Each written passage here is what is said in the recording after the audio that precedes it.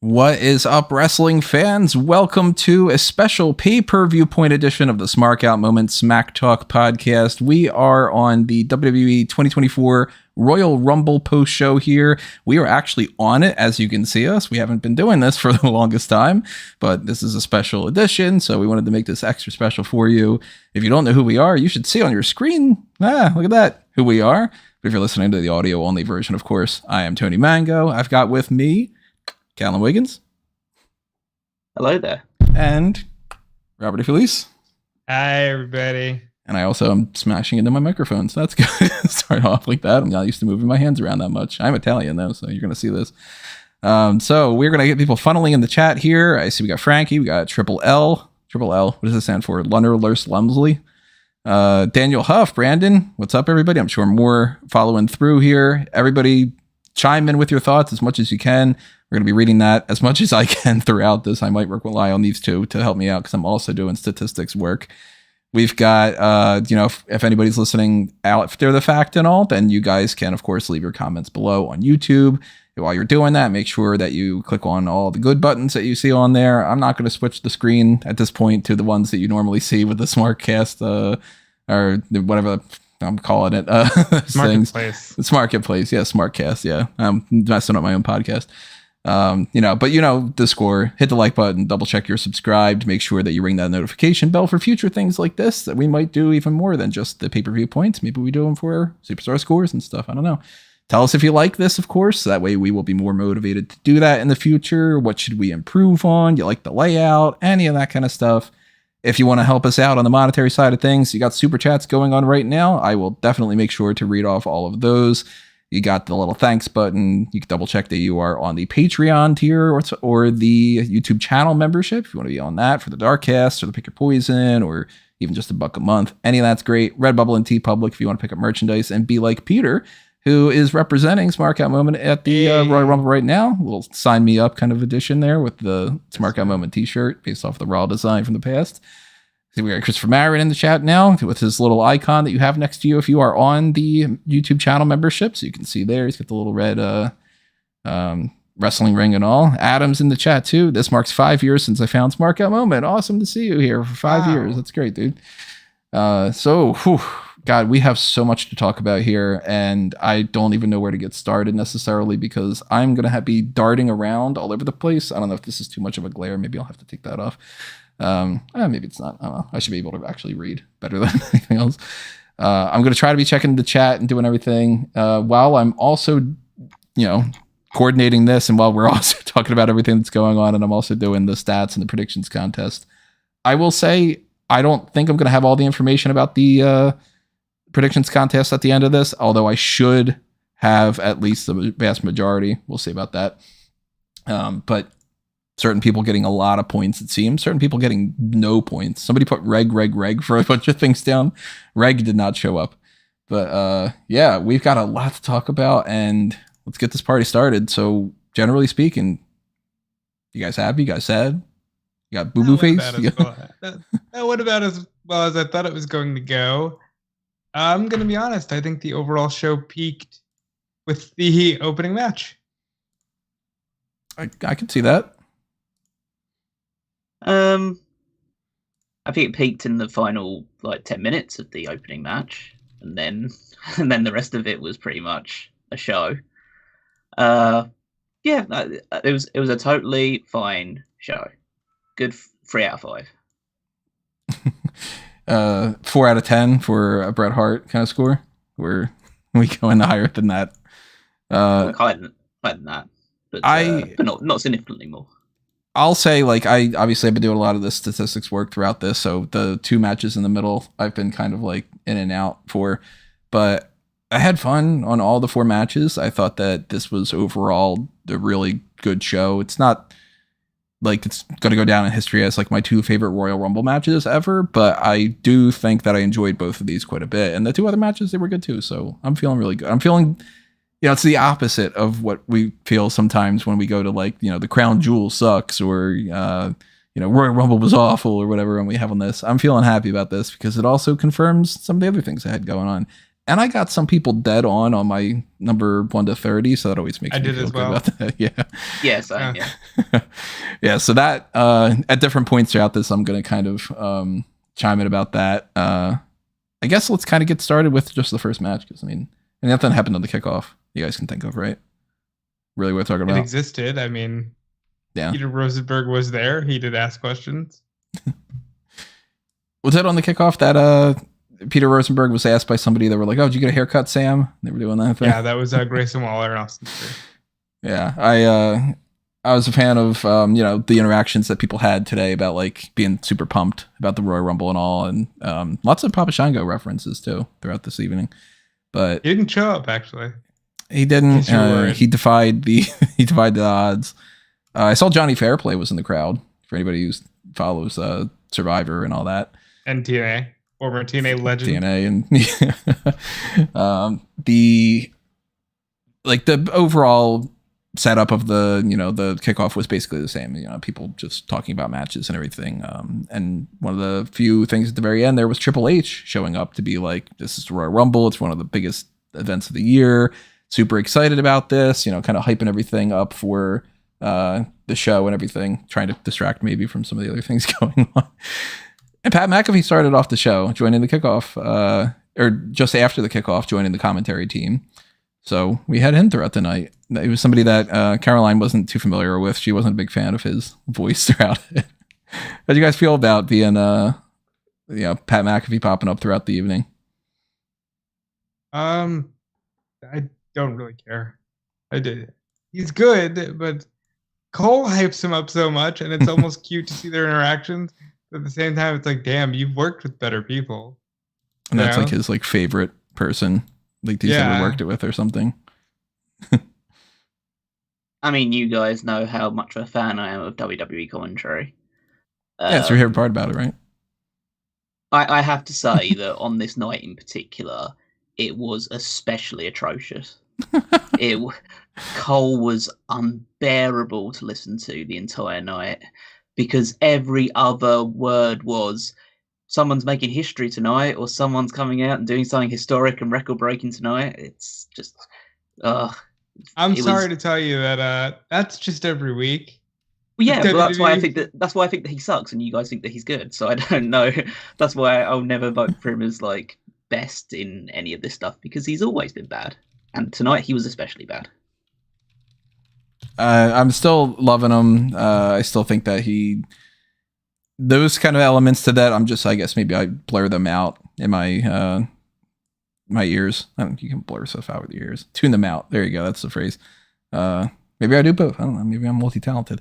But the idea of like the tropes and stuff, I pay more attention to the ones that I have on like the drinking game and the Royal Rumble statistics page. And also throughout the night, there was a couple moments where I was like, oh, he's doing the, oh my, you got to be kidding me, like the typical Michael Cole-isms. But that whole, shebang pre-show kind of stuff led into the women's Royal Rumble match. Now, as per usual, we're not going to be breaking down, number 1 was Natalya and like that kind of thing. But yeah, we're going to kind of. Number 1 was Natalya, though. Yeah, that's why I used her as an example. I completely got her wrong, but I was dead on for number 2, one of the biggest surprises of the night. Not the biggest, I would say, but one of them. Naomi, or as Peyton used to say, Naoma. And she started things off, having, a regular match kind of situation with Natty, who was like basically playing the heel part for this because she kind of has to. Naomi's the, person coming in here, but there was a moment in here, I don't remember exactly when, if it was even by the time number 3 came out or not, but Natty was just kind of like, yeah, and I was just like, oh god, Natty's her first, that's her thing. She does the shoulder block, knocks her opponent down, and just yells, yeah. She's her own biggest cheerleader, but sometimes people need that. Naomi popping up though, I kind of saw it coming. As I said, I had her down, but you guys react to that? Was that a shock? It was about what I expected. I picked her at number 1. I was upset about that. But, I really liked her performance. She lasted over an hour, which is something that I wouldn't have expected Naomi to do 3 years ago. She did really well tonight. She set a record, I think, until the record was broken right after that. Yeah. Well, I saw it coming as well because I had Naomi listed as number 2 on my nice on my predictions as well. So yeah, I thought that it was. I thought you just put out some name that's reasonably established, and then you have the Naomi entrance to get the added pop of you've got this established name in there, and now we're getting Naomi rather than her being straight out number 1. But so yeah, I saw this one coming, and yeah, it's good to have the entrance, and an exchange with Natty was, I guess, a familiar way of bringing her back into it. She lasted a long, long time, as we said. One of my biggest surprises was how long she was there, because I was thinking that she'd pop up number 1, number 2, around that range, and then she'd be gone by around like number 20, maybe. But they flipped the script on a couple things here and there, and I had for my number 3. Let me see if I did put her down at the end there. I'm pretty sure that I know I didn't have Bailey down, but I think that I had swapped Bailey and Bianca as like the wrong numbers and like in the same spots. So I had Naomi in there. No, I had Bianca at number 1 and Naomi at number 2. That's what it was, and I switched a couple things around. But number 3, Bailey, and if anybody could beat Naomi's record for this Royal Rumble, it's the one that comes right after her and lasts, several more people past that point. But Bailey comes in, and you can understand why she was upset about her number when she picked, which I was like, oh, good, they're doing the little Tumblr thing again. I got all excited for that on SmackDown. Bailey becoming, number 3 and pulling a Ric Flair here, not to spoil too much of what's going on, but followed by, a handful of other people going on here. One of them being number 5, Jordynne Grace from TNA. Yes. That ruled. So yes, there was a report that had broken from PW Insider earlier in the day saying that Jordynne Grace was expected to be in the Royal Rumble match.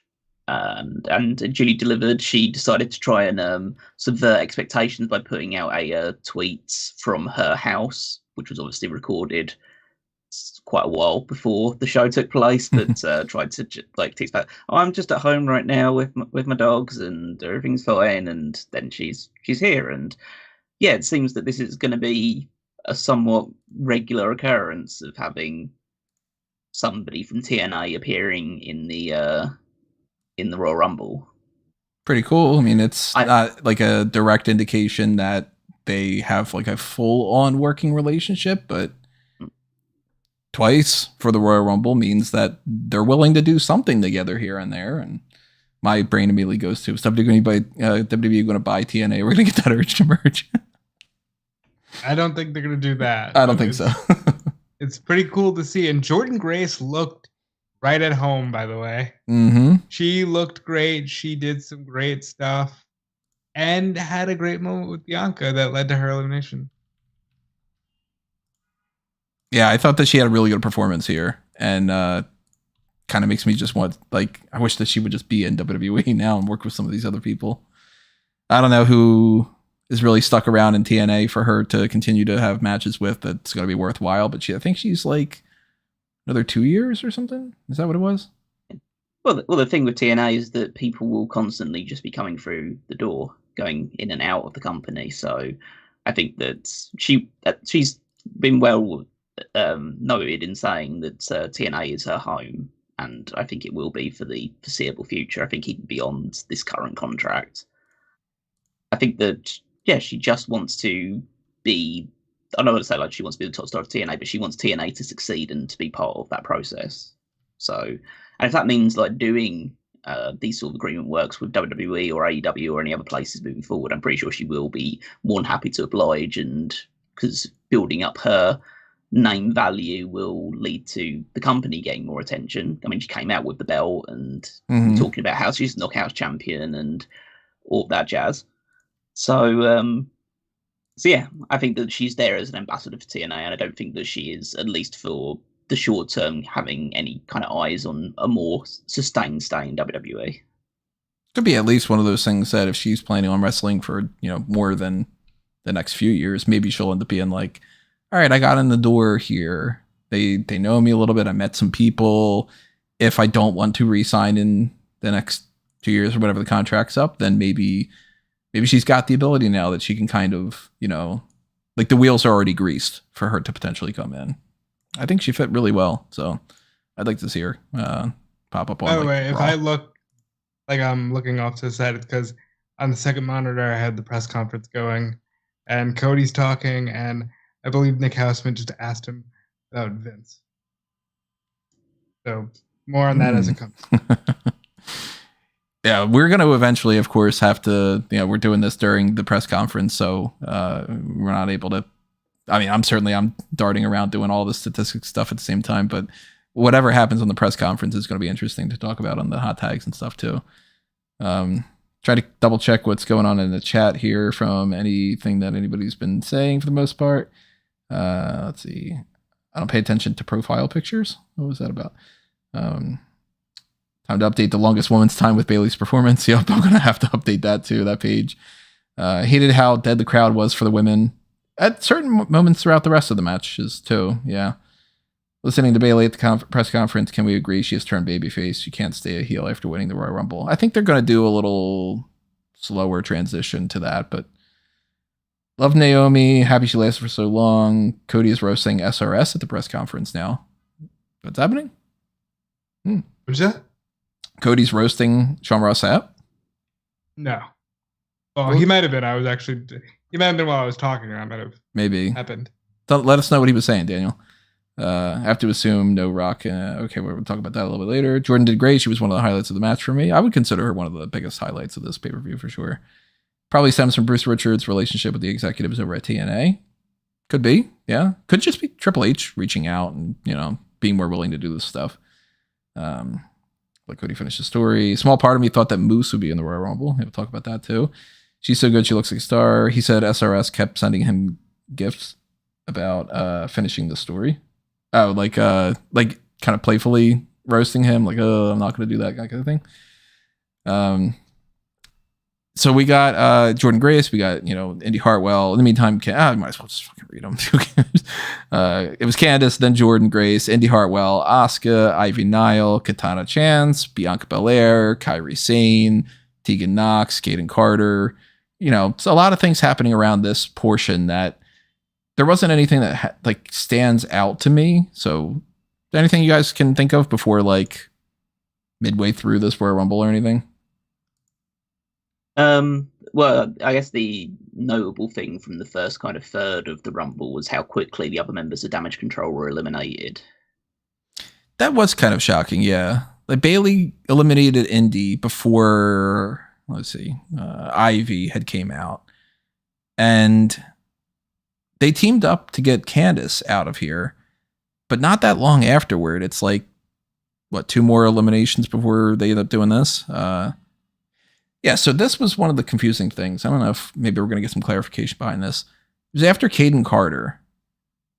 Kairi Sane does this incredible spot where she is hanging off the apron and she's kind of just barely holding onto the apron. You can actually see me now that I'm doing this instead of just doing this myself in a still image on the screen. She's hanging on there and she did a damn good job holding on for as long as she did. But then she eventually fell, and I don't know how they're classifying that elimination. It seemed like it was Katana Chance and Kaden Carter to me. Wikipedia is clarifying that as Asuka eliminated Kairi. But that doesn't make any sense to me. She didn't kick her or anything. Did she? Did I not notice that? I think they're going by the mindset that Asuka was the last person to touch Kairi before she hit the ground. Maybe that's going to be how they do it. Because Asuka tried to grab her arm to pull her back up, but then she was dealt with by she was getting distracted by someone else, and then Kairi hit the ground. So realistically, even though Kairi was put into that situation by someone else, Asuka is technically the last person to touch her before she was eliminated. So I guess technically counts her elimination. Maybe that's going to be how they do that, because that changes not only just statistics as far as did Asuka get 2 eliminations or did she get 1? Did Kaden and Casey, or Casey and Casey, who's forever, did they get 2 eliminations or did they just get 1? I don't know, because either way, Kairi Sane gets eliminated. She falls off the ring apron there. Then Asuka gets taken out right afterwards. So by the time number 14 is out, Damage Control is down to just Bayley. And I was assuming Damage Control was going to be spread out throughout the match more. And it was going to be maybe at least by like number 25 would be out that we would start getting Damage Control to come up short. And maybe we'd get like one person would eliminate both of them. Like Bianca was really like, that was the one that I was expecting more than anything. She'd eliminate Kairi and Asuka, and then maybe Bayley would take out Bianca or something. So, like you said, Callum, like it's interesting. Like we're not even midway through the Royal Rumble yet, technically, and 2/3 of Damage Control's gone. It felt. I thought it played into the story well because they don't give a shit if Bayley wins the Royal Rumble. Oh, that we're out. Okay, you're on your own. Sucks to suck. Like. That's the way I took it, but it definitely felt like Kairi was meant to last a little longer. But we got great memes of Kairi saying already. I saw a lot of Toby's Spider-Man on the train or on the bus. I thought that was fantastic. And the match kept rolling on. It was solid too. Like it was a really good Royal Rumble. I'll say this. This is my favorite women's Royal Rumble yet. Really? I don't know where I'd place it necessarily, but I guess I'd probably have to go back and check that just to see. Yeah, I mean, like I really enjoyed this, and we'll talk about it, more of an overall perspective in a little bit. Midway through though, we got Chelsea Green comes out after that. Jordynne Grace gets taken out by Bianca Belair, setting something up maybe for the future. I don't know.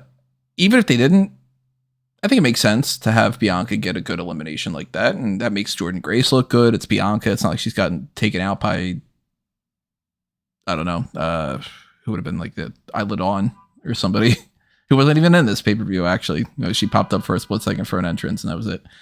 So yeah, Jordynne Grace, lasted until the midway through. It's a good enough showing. I think it's fine. I'm surprised she didn't get any eliminations, though. That would have been kind of cool to get, have her toss out Indy or something, maybe. Any other last thoughts on Jordynne?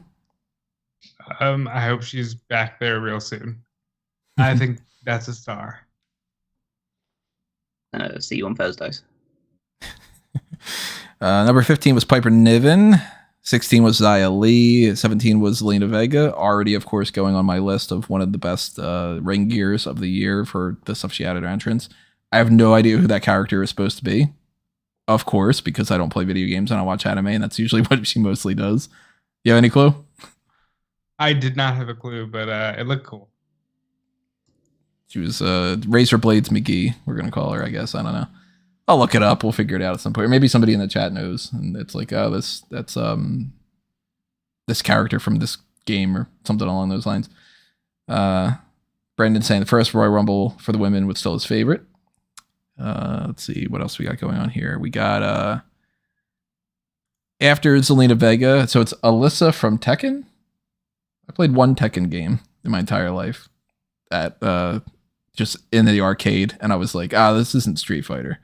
I was always more of a Street Fighter or a Mortal Kombat guy. It's thematic then, because the new Tekken game is coming out in a couple of weeks, I believe. So, and that was the thing that she was one of the characters before, right? Like she did like the motion capture or something, or was that something else? That was for Mortal Kombat, I believe. She did the commentary for it. Yeah, she did something for Mortal Kombat before. Yeah, good for her for continually doing these things. If she's a part of this, I don't know if she is or not. After Maxine Dupree, Kane Carter gets eliminated by Piper Niven.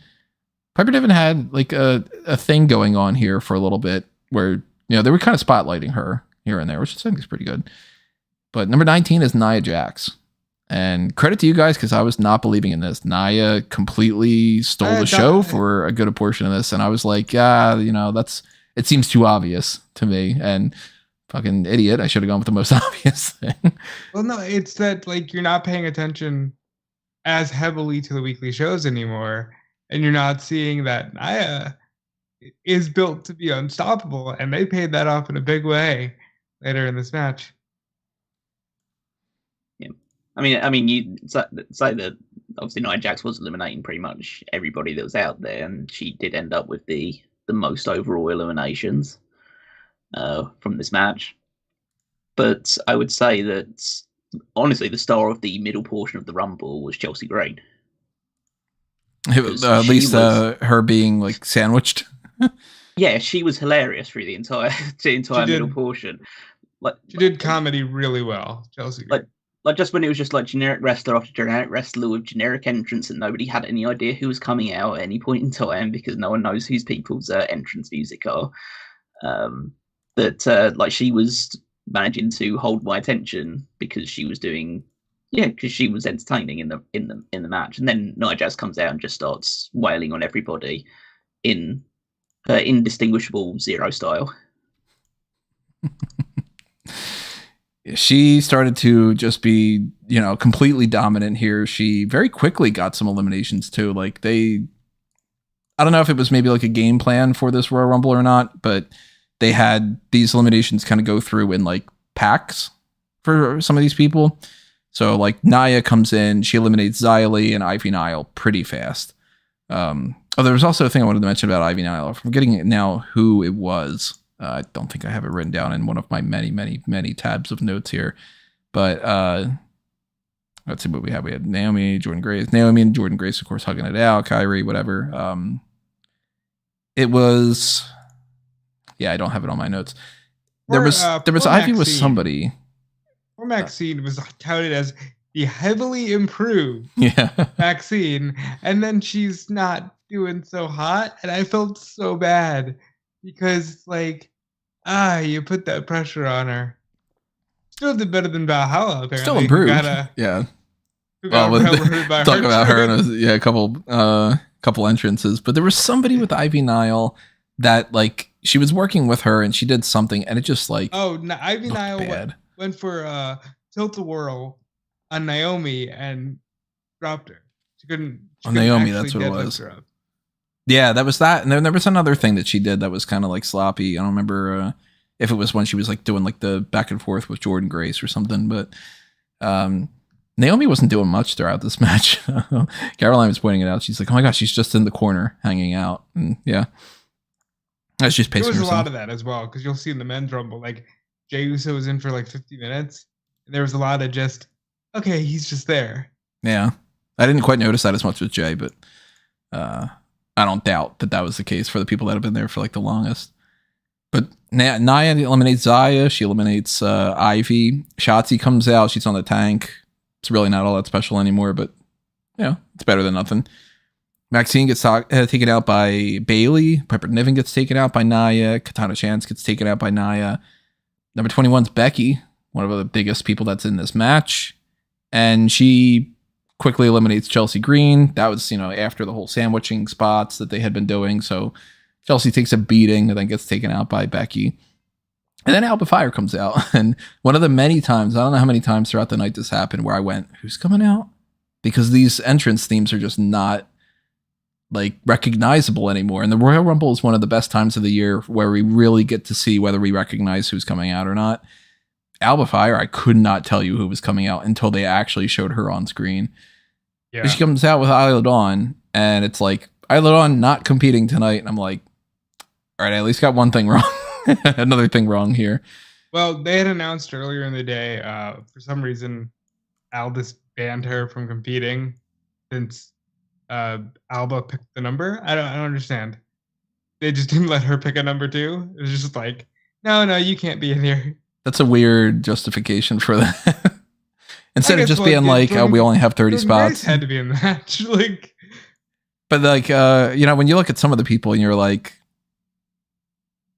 for the most part, you could have swapped out another one or two of these people. I don't think that anybody would have been man, Tegan Knox is in here instead of Alba Fire or Isla Dawn or somebody. They're on the same level. So, see what the chat's saying about this stuff. Chelsea was this year's, Chelsea as this year's Miss Money in the Bank, please. I don't think Chelsea's winning that Money in the Bank. I think she could. Really? No, it should be a lot of fun. my issue with Chelsea, the fact of the matter is, you can't have Chelsea be too successful because then the gimmick's ruined. Because like that's the point of it. She's a comedy character, so she can't win everything because that defeats the object of being a comedy character. Tag titles is totally fine as if you're with someone like Piper Niven and Piper's doing the majority of the work in the actual like ring side of things. Chelsea can't win Money in the Bank. She can't win a world title because she's a joke, and that's totally fine. It's totally fine to be a joke character, and that being a comic relief character. If that's your lot in life, that's your lot in life, and she's very, very successful at it. Don't overpush her because then you ruin the comic relief character as well. Yeah, and that's where like most of her success is coming from. Like, I don't think that she's the type that necessarily is going to transition from being comedy character into, okay, we could take her seriously now, and we're gonna have like the run where she starts, heading towards WrestleMania to, finish her story or whatever, where they want to use for some phrasing like that. Maybe they will. I don't know. I mean, people have surprised me in the past. Some of this other stuff in the chat here. We got we need to talk about Dupree. She was awful. Sweet girl, terrible wrestler. She's improved. We'll say. Yeah, I gotta say that. I mean, she was bad, but it's hard to pick her out from probably about a dozen like bad women's wrestlers in this match as well. So I think there are a lot of sloppy performances. Let's put it that way in this match. Chelsea had me cracking up. She was awesome. Becky kind of did nothing in this match. Triple H just called the term Forbidden Door silly and stupid. He sure fucking did. Let me tell you something. Yeah, I'm not going to talk about what door you people go through. That's silly and stupid. But I'm glad Jordan Grace could be here. He put Jordan Grace over, too, which is well-deserved because Jordan Grace is phenomenal. And he put over somebody else, so we'll talk about it a little later as she comes into the match. So where we left off? We left off at, let's see, Shotzi, Becky, Alba Fire. Shayna Baszler coming out at number 23. Number 24 is Valhalla. And at first, I already was laughing at one of the things that was happening in this match, but it's because Michael Cole, for some reason, was super like, oh my God, I hope she has the antlers. Okay, that has to be an inside joke, right? There's got to be something to that, because he was more pumped up for her having the antlers than almost anything else throughout the night. Oh my God, it's been like 3 weeks. She had the antlers. She has the antlers. Yeah. And already that was like, okay, this is an interesting thing for me to write down. And before she even gets to the ring, R-Truth's music starts playing. And R-Truth just runs down to the ring. He just runs past her or whatever. And he comes out and he gets eliminated by Nia Jax because, it's not an elimination, but he gets quote unquote eliminated. And Valhalla's all screaming. She gets into the ring and immediately gets eliminated by Nia Jax. So the record for the shortest time is not only now for this match, Valhalla, but she is also tied now with Chelsea Green from last year's Royal Rumble, I think, where 5 seconds is the record right now for the women. That is the lowest amount of time that any woman has ever spent in the Royal Rumble. I didn't have Valhalla on my number 1 to 30 because I was like, they're just not going to waste it. If they have somebody like an AJ Lee, no AJ Lee in this match, by the way, I was disappointed with that. I just didn't think she was going to be given a spot. Like, that spot would have gone to Isla Dawn in my mind. And I much would prefer this than just Isla Dawn's there and everybody knows she's not going to win. I thought this was great. It's one of my highlights of the whole night.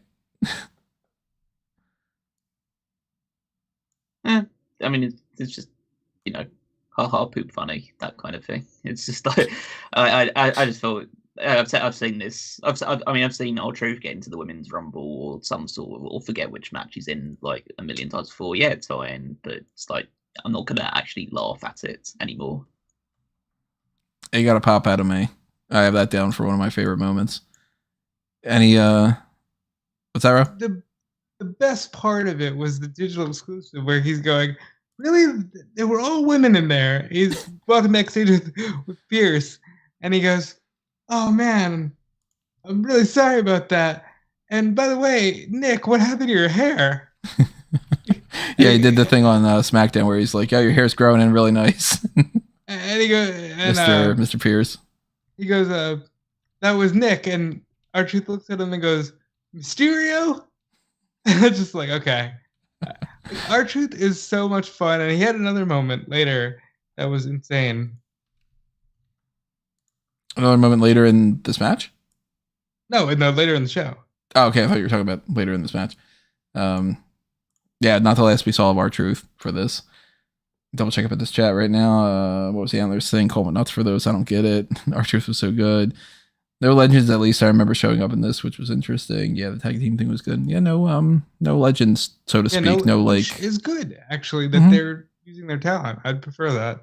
Yeah, I would rather them give a spot to like a I don't know, say somebody that's in that match like Michin, than to just go, hey, let's throw Tori in here again or something, because whoever stands out as not being in the Royal Rumble match, it kind of shows you that they don't really matter. And unless you're injured, then of course, like, Sonya Deville wasn't in this match.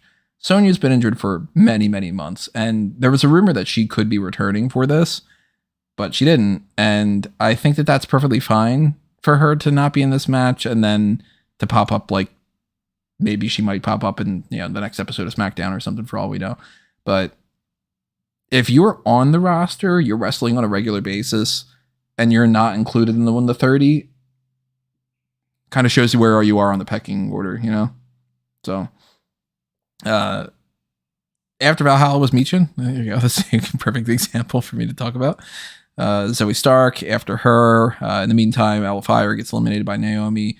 Zelina Vega gets taken out by Zoe Stark and possibly Shayna Baszler. I'm not sure if they're clarifying that as being both of them, or it's like Zoe gets credit because she has the kick.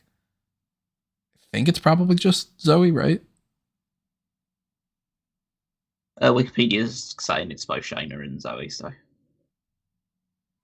A lot of these things too, like you guys will notice over the past few days, or the next few days, I should say, the statistics page on smarkmma.com might end up being adjusted here and there because it's going to take a while for everybody to have like the full entrant times, and if there's sometimes WWE puts out a thing that says like the full breakdown of the Royal Rumble, and if anybody gets something that they notice something's off on the page or something like that, by all means let me know. But I'm going to be working on this for the next few days, so either both of them, or it's Zoe, or it's Shayna, whatever it is. Number 27 comes out. It's Roxanne Perez. I didn't think she'd be in the match, but I believe at least Rob did. Yeah. Did you have that down somewhere on your calendar? I had her in like at number 5. I had her real early. Did you have her calendar? No, I didn't list her on my one. I also thought that, Jordan Grace would be number 2 because I had gotten the Iggy that she was going to be there, and I thought that'd be a really fun way to start the show. And that's why they did the Naomi thing. So you had it in mind about being like, maybe they're going to start off with one of those. No Sasha Banks again for this too, by the way, if we're talking about people that weren't there. For anybody that was like really expecting Sasha. They might as well just put the All Elite graphic up now. So it kind of seems like it, yeah. Like the likelihood that she is going to end up going to WWE and didn't show up here. She's going to be honest, that was my highlight of the Royal Rumble. Not seeing her? Yeah. Because you just want her in AEW? Yeah, exactly. So I'm kind of like still 50-50 about it. Like AEW needs her, but outside of a few matches, I really don't necessarily care about either roster for her to go up against anybody. Like I'm not going to be like, we're missing out on Sasha against I don't know. Who's like the Britt Baker match, like I'm not super duper excited about it, but yeah, it's better than nothing. But maybe they're still debating about stuff. Maybe she isn't going to pop up there. Maybe they just couldn't come to a deal for this, or maybe she's like, hey, let me stand back a little bit after this Vince stuff and let this cool down before I make a decision, because you never know. Just kind of like, ooh. But Roxanne, a little bit of a surprise. She's in her second Royal Rumble. I think she was in there last year. So that's another good sign that like they really want to make her a big thing going forward. I'm kind of curious if maybe that spot could have been something for Cora again, but Nia Jax goes on a tear again after that. She eliminates Shayna. She takes out Michin. She takes out Shotzi. And they do one of those stereotypical spots that they tend to do, which is, who is going to stop blank? And number whatever is the person that's going to stop that person. And it's number 28, Jade Cargill. Now, if you just listen to a Smark out moment, I told you on Wednesday, what number is she coming, boys? I said, I got Jade at 28. Did you end up putting her down at 28, or did you end up changing your mind? That was the one that I felt like, that's a good number. It's not 30, but it's enough of towards the end. And boy, oh boy, did she. Callum, how you feeling about Jade Cargill after this showing? Because they didn't bury her. They did the exact opposite of burying her. I eventually decided that I was going to put her down number 30. Yeah. Predictions. So I missed out on that one. But yeah, they did a good job of showcasing her here. I still think, I mean, they immediately had her eliminate Nia Jax, which is the big thing. Yeah, you have this monster that's in the ring destroying everybody, and so you have Jade Cargill single-handedly eliminate her. I still think she looked. There's something about the case of like she did lift up Nia Jax, which is impressive. I think she looked like shit dropping her. Because that slam looked awful, and then the scoop slam over the top, she barely got Nia up. Nia had to hold on to the ropes to get the extra leverage to throw herself over onto it. Again, I can't lift up Nia Jax, but then again, I'm not Jade Cargill, and I'm not presented as like this super like powerlifter type. So, but yeah, I think that I tried to pay close attention to her throughout the remainder of her time in this match. Obviously, it's a great start, and the crowd was super into her. This was kind of when the Royal Rumble kind of picked up as soon as Jade eliminated Nia Jax. But I thought that she looked sloppy throughout the majority of the stuff that she did in this match.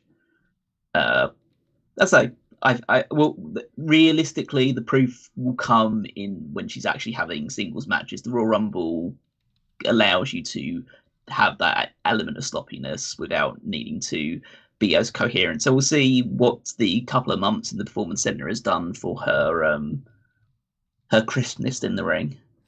But this was a very good first impression for the audience. I thought she did a pretty great job, and she did more than just eliminate Nia Jax, so we're gonna keep talking about her. But I thought that was a good spot for her to pop up to, since it was kind of like they could have given her, the number 30 and made her the big deal with that, but they could have also gone any number of different directions. And having the Nia Jax elimination, the only thing I think it really kind of went away with for me that I was kind of surprised about was I was dead set on the idea that Becky was eliminating Nia. Now I'm leaning more towards, I don't know if we talked about this on the podcast or not, if we did it on the predictions or on the hot tags, or if we just talked off the air. Maybe I was just talking about it in my own brain. But the idea being like, hey, if we need to declare a winner for who's going to challenge Rhea, maybe we have a singles match or something, and it's like Becky and Nia. I think I probably talked that on the podcast, but I liked Jade having this spot here. I thought that was a good means to get her to do something that's like memorable and really good on that front. See what the chat had said going on here about some of these things going on. By the way, just real quick, Hunter was asked. Hunter basically said, look, I'm not going to focus on the negative. He was asked, okay, what are you going to do to prevent stuff like this in the future? He simply said, everything possible. He was asked questions. He did deflect them in the way that you would assume he would have, but not a great look for the company when Cody was asked and gave a bit more of a lengthy answer. I mean, what did Cody say? He did what you expected him to do. He didn't pull out his outstanding that he does on all these, did he? Well, no, it's Cody said, it's a long-term thing. We need to look at what we can do, but there's this roster, at least the people who work here in terms of in the ring, we were all finding out just like you guys. As you guys are finding out, we're finding out. So we were all taken back by it too. So he said a little bit more than Hunter did. So that's going to be the talk of the town. But it was asked, it was out there. And that's that for now. Yeah. Until more comes out, I'm sure. Yeah. And as they say, I can see the reaction on Twitter towards Triple H is overwhelmingly negative right now. Really? Are people just like what do they expect him to say? Like, I think it's or do they just want to think that he's involved? I think fundamentally they would want him to at least condemn, like say something like these actions are atrocious and it's that kind of thing, like that. Or like say like we take like the accusations that Janelle Grant has brought forward or like seriously, and we've taken action already to remove Vince McMahon from. Or Vince McMahon has resigned from the board, so we are taking action to clean this up, stuff like that. But he is being quite evasive. Probably more than obviously, basically saying like, I just want to focus on the positives of this evening, which is just. I think that's probably the worst thing he could have said in that response was, other than saying, "Oh, this is fucking bullshit," all this stuff that happened. Obviously, that would have been terrible. But I think just saying like, "Oh, I just want to focus on the positive tonight," is because fundamentally, like the most powerful man in professional wrestling just got kicked out for due to horrible stuff against horrendous allegations put towards him. So no, you can't just focus on the positives tonight. Okay, you've got to face the music. Apparently, he did also say he hasn't read the lawsuit and found out when everybody else did. So I guess maybe he was saying that as I was talking, but then he reiterated, "I want to focus on the positive." I think for me personally, I was hoping for a little bit more of a personal answer, just something to the effect of, "I'm hurt. This is a tough time for me personally." Even if you give that bit of humanity there, that I think gives some kind of layer of something as opposed to, and I understand what he was doing. He was putting on the corporate face of going, "Hey, yes, dark cloud, but we're moving on, bigger and better." But I think people wanted a little bit more of, "Hey, this is awful," right? You can say that this was awful. And like he needed to specifically just be like, like that kind of thing in there. Yeah. Which, I mean, you've heard me a million times on this podcast say I hate corporate speak. I think that everybody needs to be more transparent and just say that stuff. So if anybody's echoing that opinion, yeah, I agree. Yeah, I think you can say that stuff in a way that you can avoid. A lot of people wouldn't want to say anything because they wouldn't be lumped into like another bit of a lawsuit or something. But I think you could just kind of be like, "Yeah, this is awful." And I think a general statement, like the statement that Nick Khan gave last night, that was just sort of like, "He's gone." Like I told you, it reads like, "He's guilty, he's gone." I think something to the effect of, "He's guilty, he's gone." Well, you can't say he's guilty. Yeah, you can say something like, "Allegations are horrific. He's gone. We're moving forward. We will do everything we can." That's what I expected. I'm a little disappointed that he waited for questions to be asked instead of just jumping out in front of it, because it was the giant pink elephant in the room, and I don't know, pretty disappointing. And I think that combined with the fact that some people were playing connect the dots on social media, I think there's going to be a lot of people who are not so high on Triple H moving forward in the immediate future. Maybe. Yeah, I mean, that's not something that I can really... I can't imagine that there's not going to be some kind of issues. Like the likelihood that there's going to be like everything's okay or something in a week or whatever. That's not going to be the case. What are some of the things happening in this chat here? I'm losing track of where I am on there because I'm also doing these statistics still.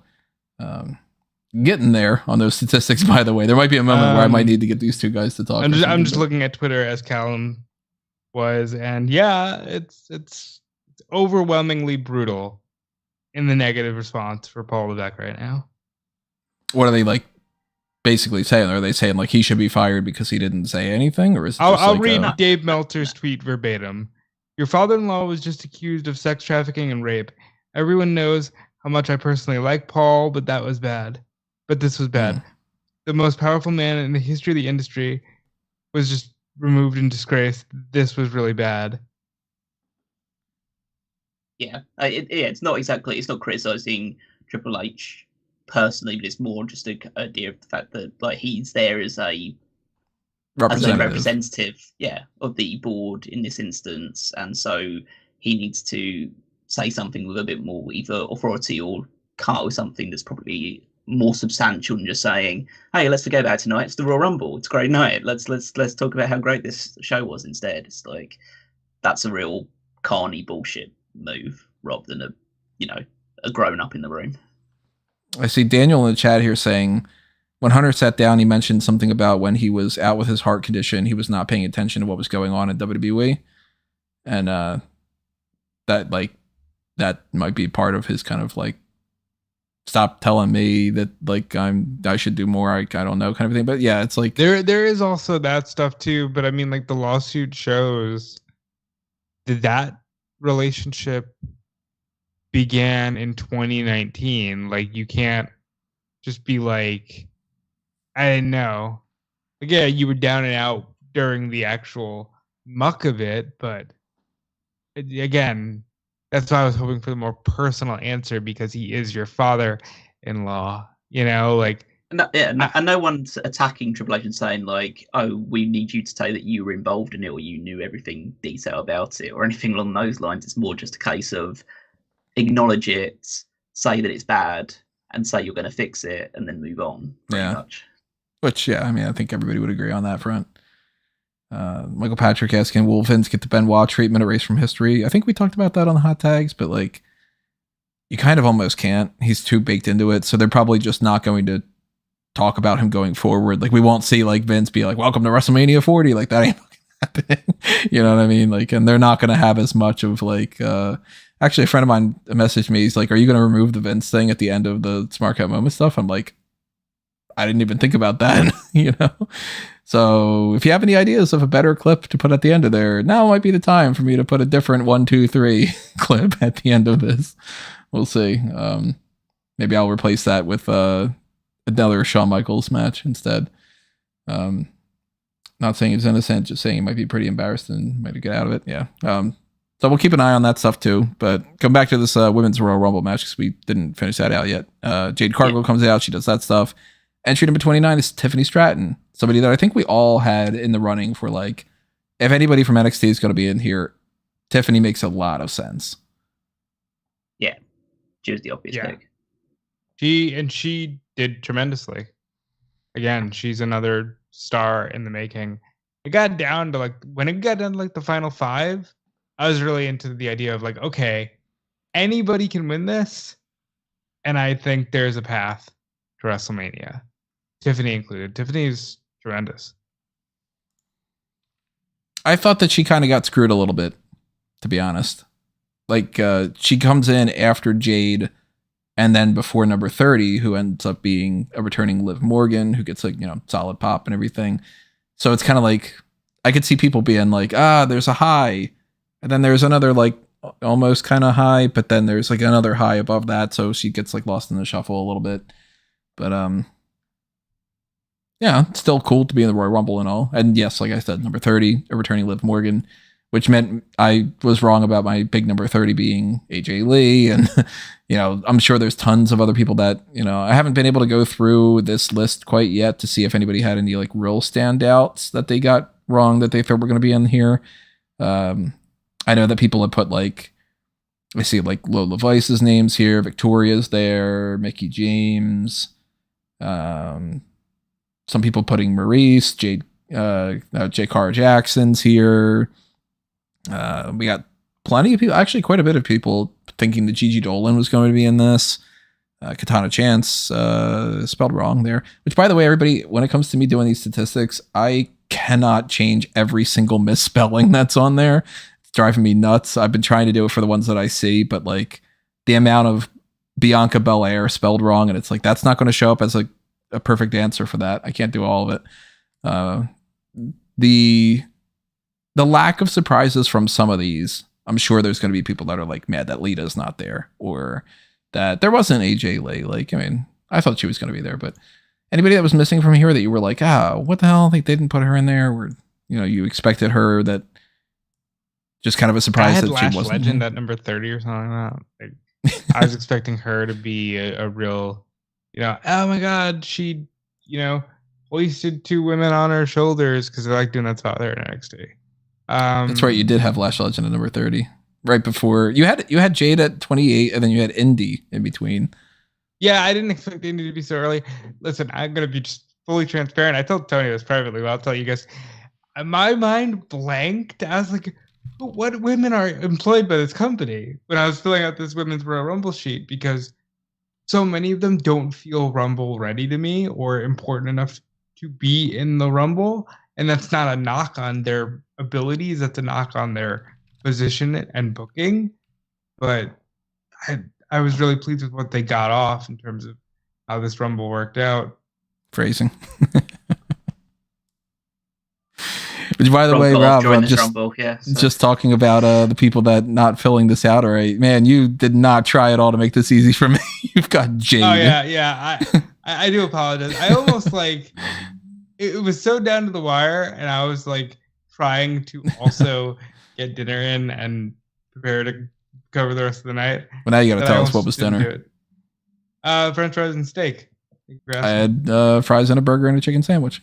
Now, Callum, nice. What was your dinner? How would you eat? What did I eat? It was like a sausage tray bake thing with like onions and carrots and roast potatoes and stuff. Very nice. Much healthier dinner than. Yeah, for real. Real quick, what's your preferred onion? The onion. I like the red onion. The onion. Yeah. You're a red onion guy? Not a fan. I'm red onion. I'm totally 100% red onion guy. To me, it's an onion.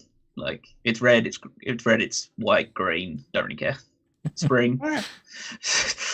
I mean, you got to care if it's moldy or something. Right? If you get some. Oh yeah. You pick up a tie-dye onion, you're gonna be like, I don't notice any significant change in flavor. So yeah, screw red onions. Let's go to sweet onions.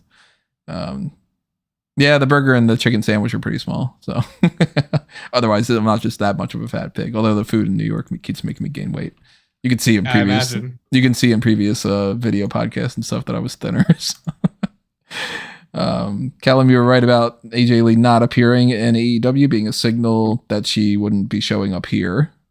Yep, that's from Ashton in the chat. I just thought it was fairly obvious she's retired. That's just my thought of this entire thing is that she hasn't wrestled since 2015. She's retired. She seemed eager, she seemed open to the idea when Punk went to AEW, and she had started with WoW as a producer. She seemed open to it. She did wrestle some for heels, and I thought, what?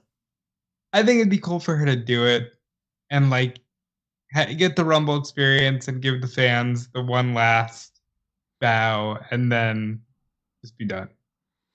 And maybe she still will. Maybe she just didn't want to necessarily do anything for the Royal Rumble. Maybe maybe she'll do something with Cora and Roxanne down the line or something. Laughing here about Emilio in the chat that says onions are dirty. So is most foods that are grown in nature. Well, that's what washing them in water is there for. Yeah. Potatoes are dirtier. You got to scrub those. They literally come from the earth. They are the fruit of the earth. Yeah, much better fruit than tomatoes. I'm not a big tomato fan. So we go through out here. Tiffany gets elimination from taking out Roxanne. Becky gets taken out way earlier than I was expecting her to. I had her down as a guaranteed Final Four. And Jade takes her out before Naomi's taken out, before... well, technically, then we had a Final Four. We were down to Bayley, Bianca Belair, Jade Cargill, and Liv Morgan. Although... Technically, it's Final Five, because it basically... Bianca went out at the same time. It was it went there was a couple Final Five to Final Three, in a split second. Final Five to 3 to then, oh my God, we have a winner. Yeah. Yeah, so it was pretty cool. My favourite spot, actually, of the entire match is Tiffany holding on to Bianca by her braid. I thought that was great.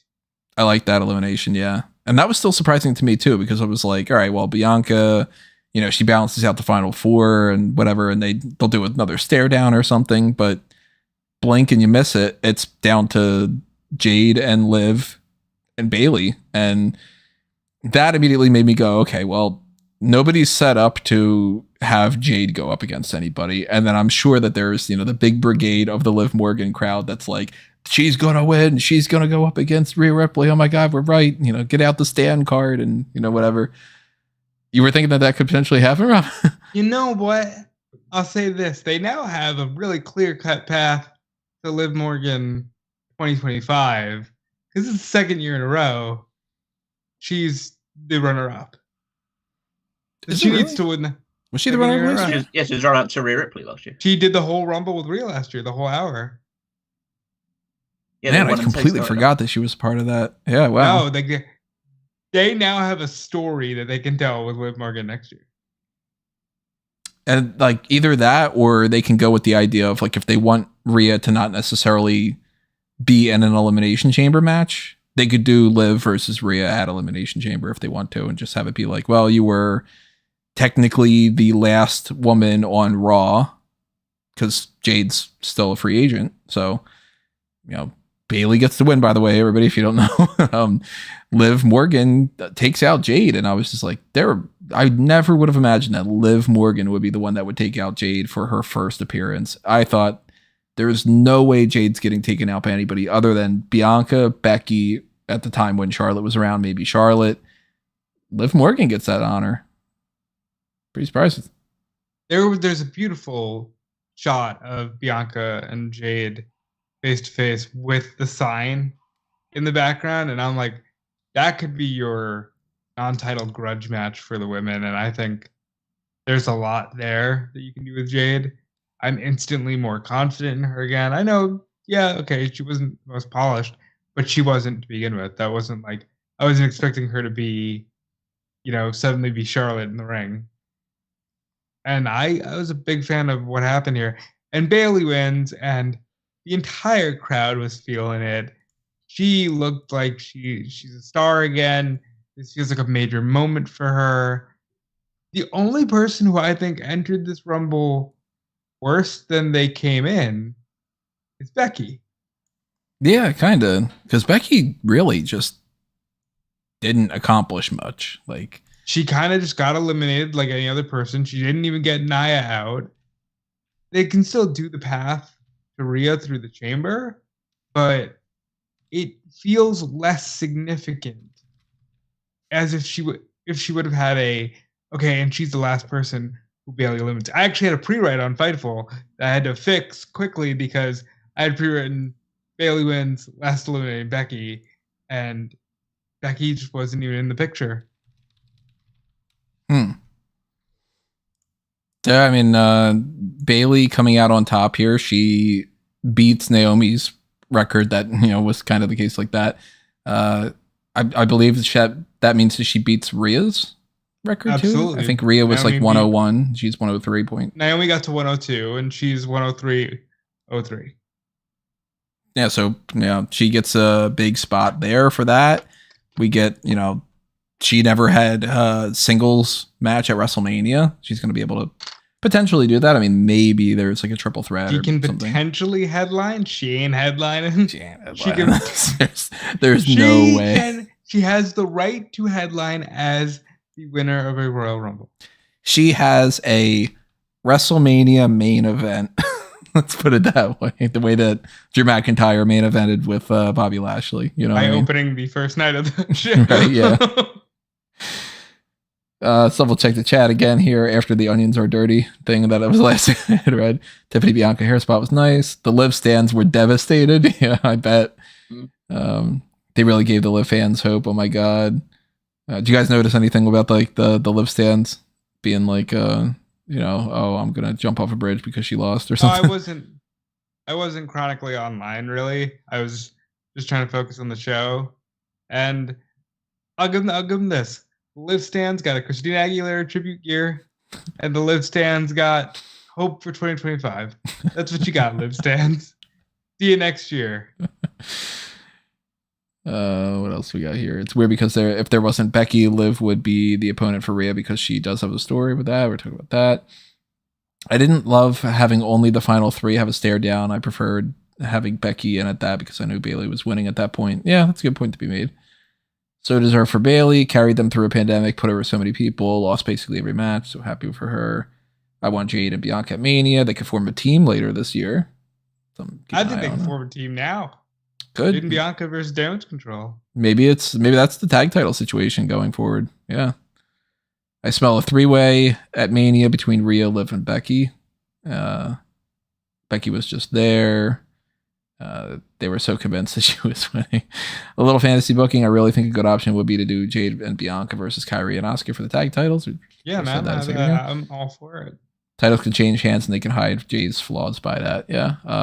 Yeah, maybe that's what we're missing out on this whole time. Maybe we just didn't see that being like their game plan is a tag team between those two or something.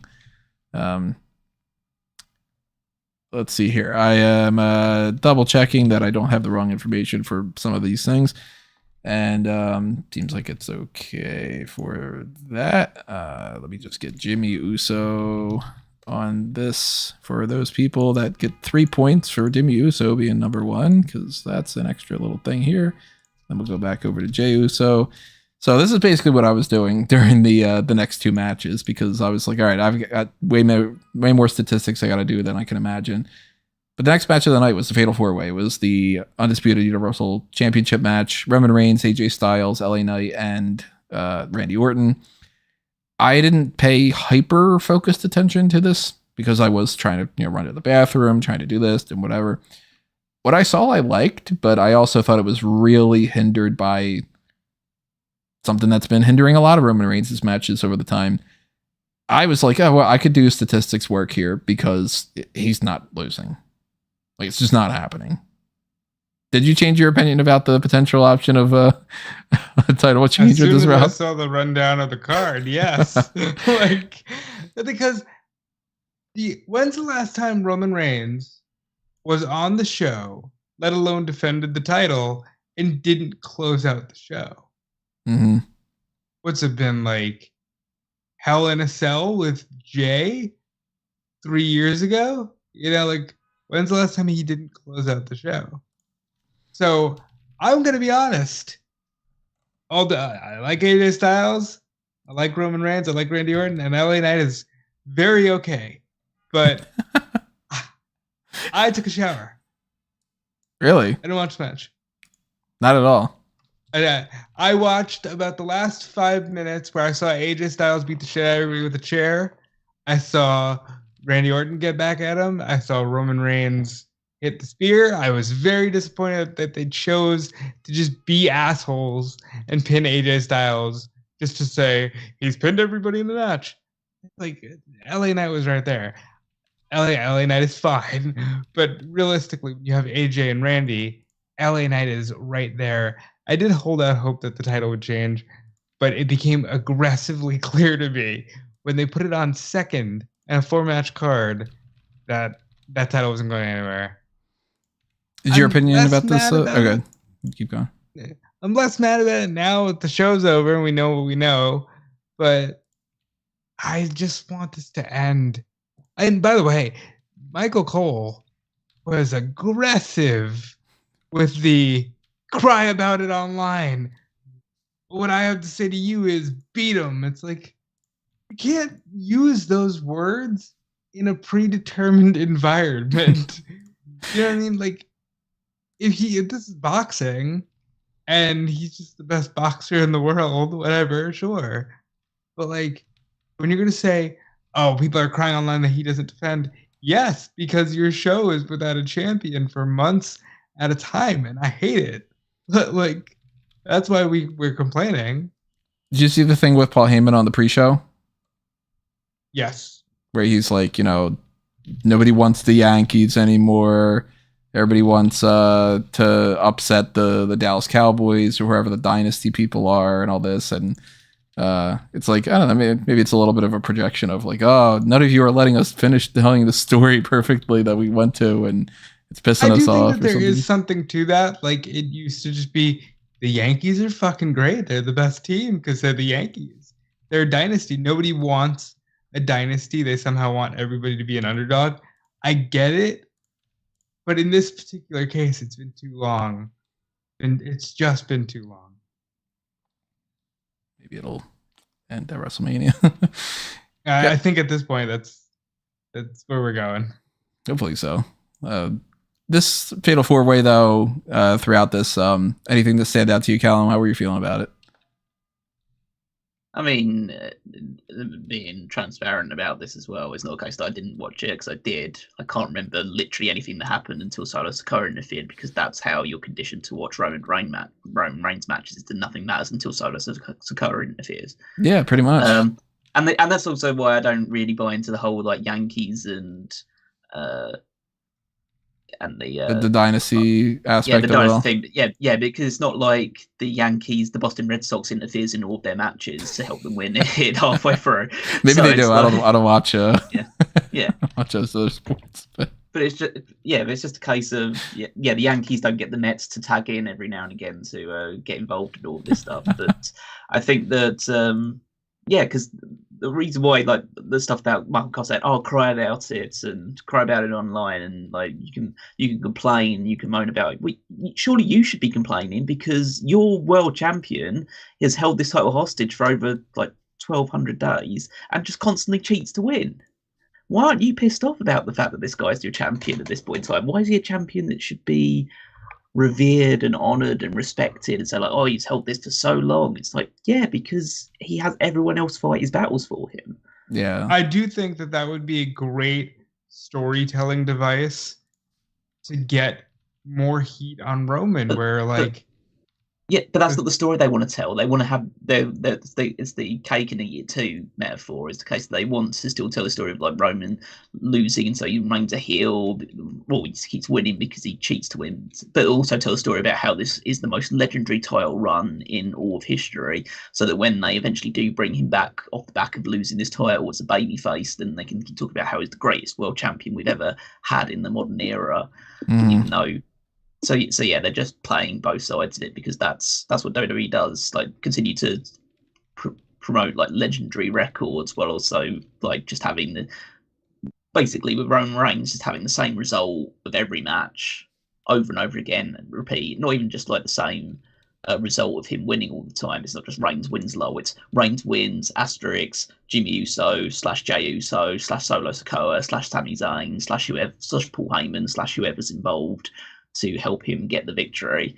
So like, and so it makes it impossible to really invest yourself in any part of the match up until the interference comes in, because there was a cool spot where Randy Orton hit a series of cool looking RKOs, including the one where he blocks the spear into the RKO, and that's when he gets the pin, which Solo Sikoa then I think pulls out the referee or does something to interfere. He pulled the referee, yeah.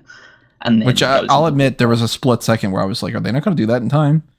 Because it was like that referee count was pretty quick to like. For some reason, they do get really anal about like the referees are legit in a predetermined world. For some reason, they're like, nope, your foot hit the ground. You can't pretend. I mean, there was no jeopardy in my mind about it, because as everyone knew going into this, especially with the match placement, there was no way Roman was dropping the title. And they just did a few things towards the end. AJ Styles hit a load of people with a chair. LA Knight tried to get a hit on Roman. He gets Superman punched. Reigns and Spears Styles, and the match is over. So, it's just. It was about as standard of a match as he gets. about as like middle of the road, a fatal 4-way as you possibly can, between just added with the fact that like these are 4 pretty big names. So tried to elevate it somewhat, but it was just nothing at the moment. That's what Roman is at the moment. Roman's title reign is pretty nothing at the moment. I'm not big on the idea of AJ LA Knight for Mania. I hope they pivot to something else. It kind of seems like that. It kind of seems like that to me, though. Like I can't picture, for instance, like They seem to be doing quite a bit with Orton and Solo. So I'm wondering at this point if like the plan is to have a featured Orton versus Solo match. Which still, like, I don't really care about, to be perfectly honest. Maybe I think that's the direction. Yeah. Yeah, but maybe like he already beat Cena. He could beat Orton too. it could be that. Yeah, you get a big win over Randy Orton at WrestleMania after beating John Cena at Crown Jewel. And then at Crown Jewel, Yeah. And then the main event, you kind of have to. By SummerSlam, I expect Solo to be fighting Roman.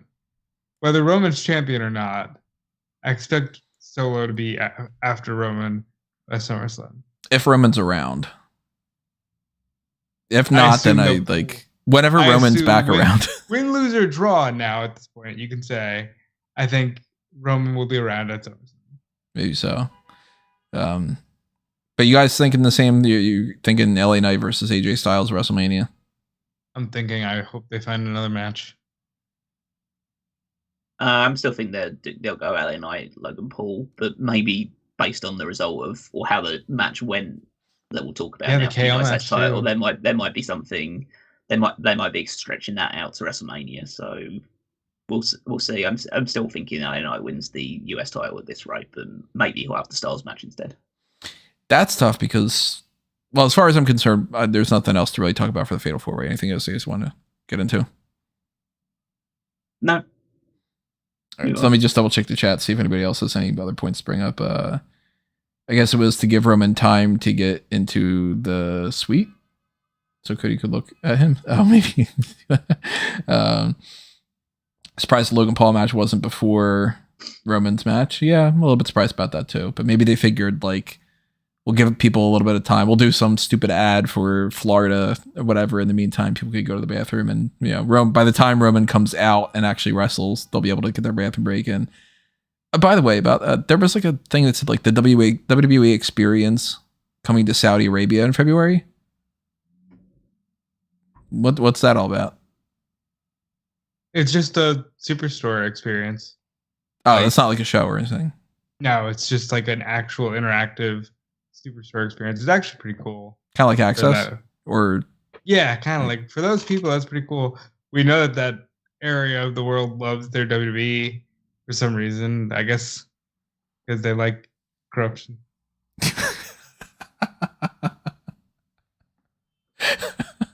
Not expecting that was going to be your answer. Yeah, I was like, for a split second, I was just kind of like, oh my god, am I going to like have to? I'm doing too many things, and they're going to announce like the the March pay-per-view or something. But I legit thought Randy won at that Solo spot. They got me. Randy looked like he hurt that damn shoulder again. Did anybody pick up on that? I didn't see that, but then again, like I said, I wasn't paying hyper focused. I didn't catch that. Also saying just beat him when Roman wins every type of match by interference. Okay, yeah. Did not like Michael Cole tonight for those reasons, and he was annoying in the Logan Paul on KO match. Cole's unintentional heel turn at the end of this match. I'm thinking Logan versus KO at Chamber or at Mania again. Still think Paul versus Knight. Same Frankie. Ashton saying, damn, Rob. If they sign Okada, I think he'll wrestle Styles at Mania.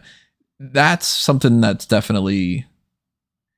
I don't know if Okada's going to be at WrestleMania, if he's going to sign to WWE, but the two people that stand out to me is like, if Okada's there, he's either fighting Styles or he's fighting maybe Gunther. And Gunther, I thought there was going to be a whole thing with Brock Lesnar tonight. We didn't get that, that's for sure. So I don't know who. Who is that? Who's that? Yeah, who's... Who the hell is... What's his name? Who the heck is Brock Lesnar? Brock Lesnar. That's there you go. I don't. Maybe they just changed the BR to a C, and it's the future of the Gunther stuff. I don't know. We're gonna see what happens there, but there's nothing other than maybe they turn Braun Breaker babyface and they go Braun Breaker versus Gunther. That stands out to me from tonight. Because Braun Breaker had a hell of a thing. We're gonna talk about that later on. I mean, I have a pretty obvious choice. Should take him on for the Intercontinental title at WrestleMania. Well, you'll have to bring that up when we get into that. Callum Rob, are you going to have watched Collision? Yeah. I will watch Collision, yeah. As soon as I'm done with this, I'm gonna watch Collision. Don't spoil it for us. I know that Bryan Danielson beat Yuji Nagata because I did see that, but I'll leave the rest of it. Oh, so you don't want to know about Jinder Mahal's babyface turn that happens there? No. Fuck, I shouldn't have said it. You got me really stupidly. You went to the fucking MSG show and you were like, the tag titles changed hands, and it's fucking Cody and Jay, so I believed you. I hate you for that. Also, of all people to have a babyface turn in AEW, it'd be Jinder Mahal. Of course it would. Yeah, easily. You know, he's got the story built in for him. He comes out and he's the person that turns Tony Khan heel. Yeah. Because of all the stuff he said. Michael Patrick in the chat saying, how do you have Sable at home and even notice other women? It's another whole discussion. Yeah, so we switched over from that to the Logan Paul versus Kevin Owens United States Championship match. Now, this is a match that, again, I wasn't paying exactly every little detail to. I'm trying to do Royal Rumble stuff. I'm watching this a little bit more so than the other match. But I liked it from what I saw. The ending of it, I didn't like at first, and then I started to like it more when it got more complicated. Because when at first it was just like Pat McAfee's going, oh, that's Jeff or that's Jack or whatever. I'm like, who the fuck is this guy? It was Jeff, and I'm literally going, guys, who was the person who helped Logan win? And Jeremy just responds to me, it was Jeff.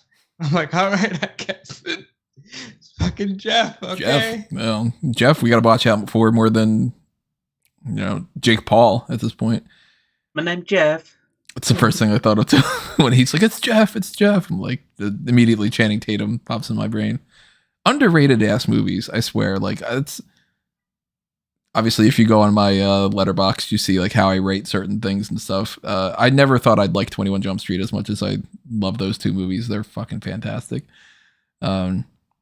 But yeah, I mean, good match. We like Logan Paul in the ring. We like Kevin Owens, of course. So, that's some good stuff there. But the way that this ends after Jeff gets involved is there's distraction with the referee. He's all like, are you Jeff? Oh my God. Can you sign my autograph and all this? And Grayson Waller and Austin Theory come out and they pass over a pair of brass knucks to Logan Paul. Story throughout this match, of course, the punch from Kevin Owens. He's got his hand all messed up. Logan Paul's got his titanium hand or whatever it is. And it's not working for either of them, but brass knuckles will do the job. And it backfires. And Kevin Owens ends up grabbing them. He hits him with it. And then that backfires because the referee notices. So retaining the title by disqualification is Logan Paul. And I think that that's a good way of doing it because you can milk this for another match if you wanted to. I don't think you really needed to, but it's a way to get more heat for Logan Paul. It's a way to make it seem like, we're not going to be, putting Kevin Owens in a spot where he's going to just take a pin because we got nothing for him and he's there for that. Because I can't think of anything that's necessarily happening at Mania for Kevin Owens. And that sucks because I love Kevin Owens. But maybe this continues. Maybe we have a fatal 4-way at Mania. Maybe we get something like a 6-pack challenge. Maybe we get Austin Theory, Logan Paul, Grayson Waller are the 3 heels. And then we get 3 or 2 or whatever baby faces like Kevin Owens, LA Knight, and blank. I don't know who blank would be.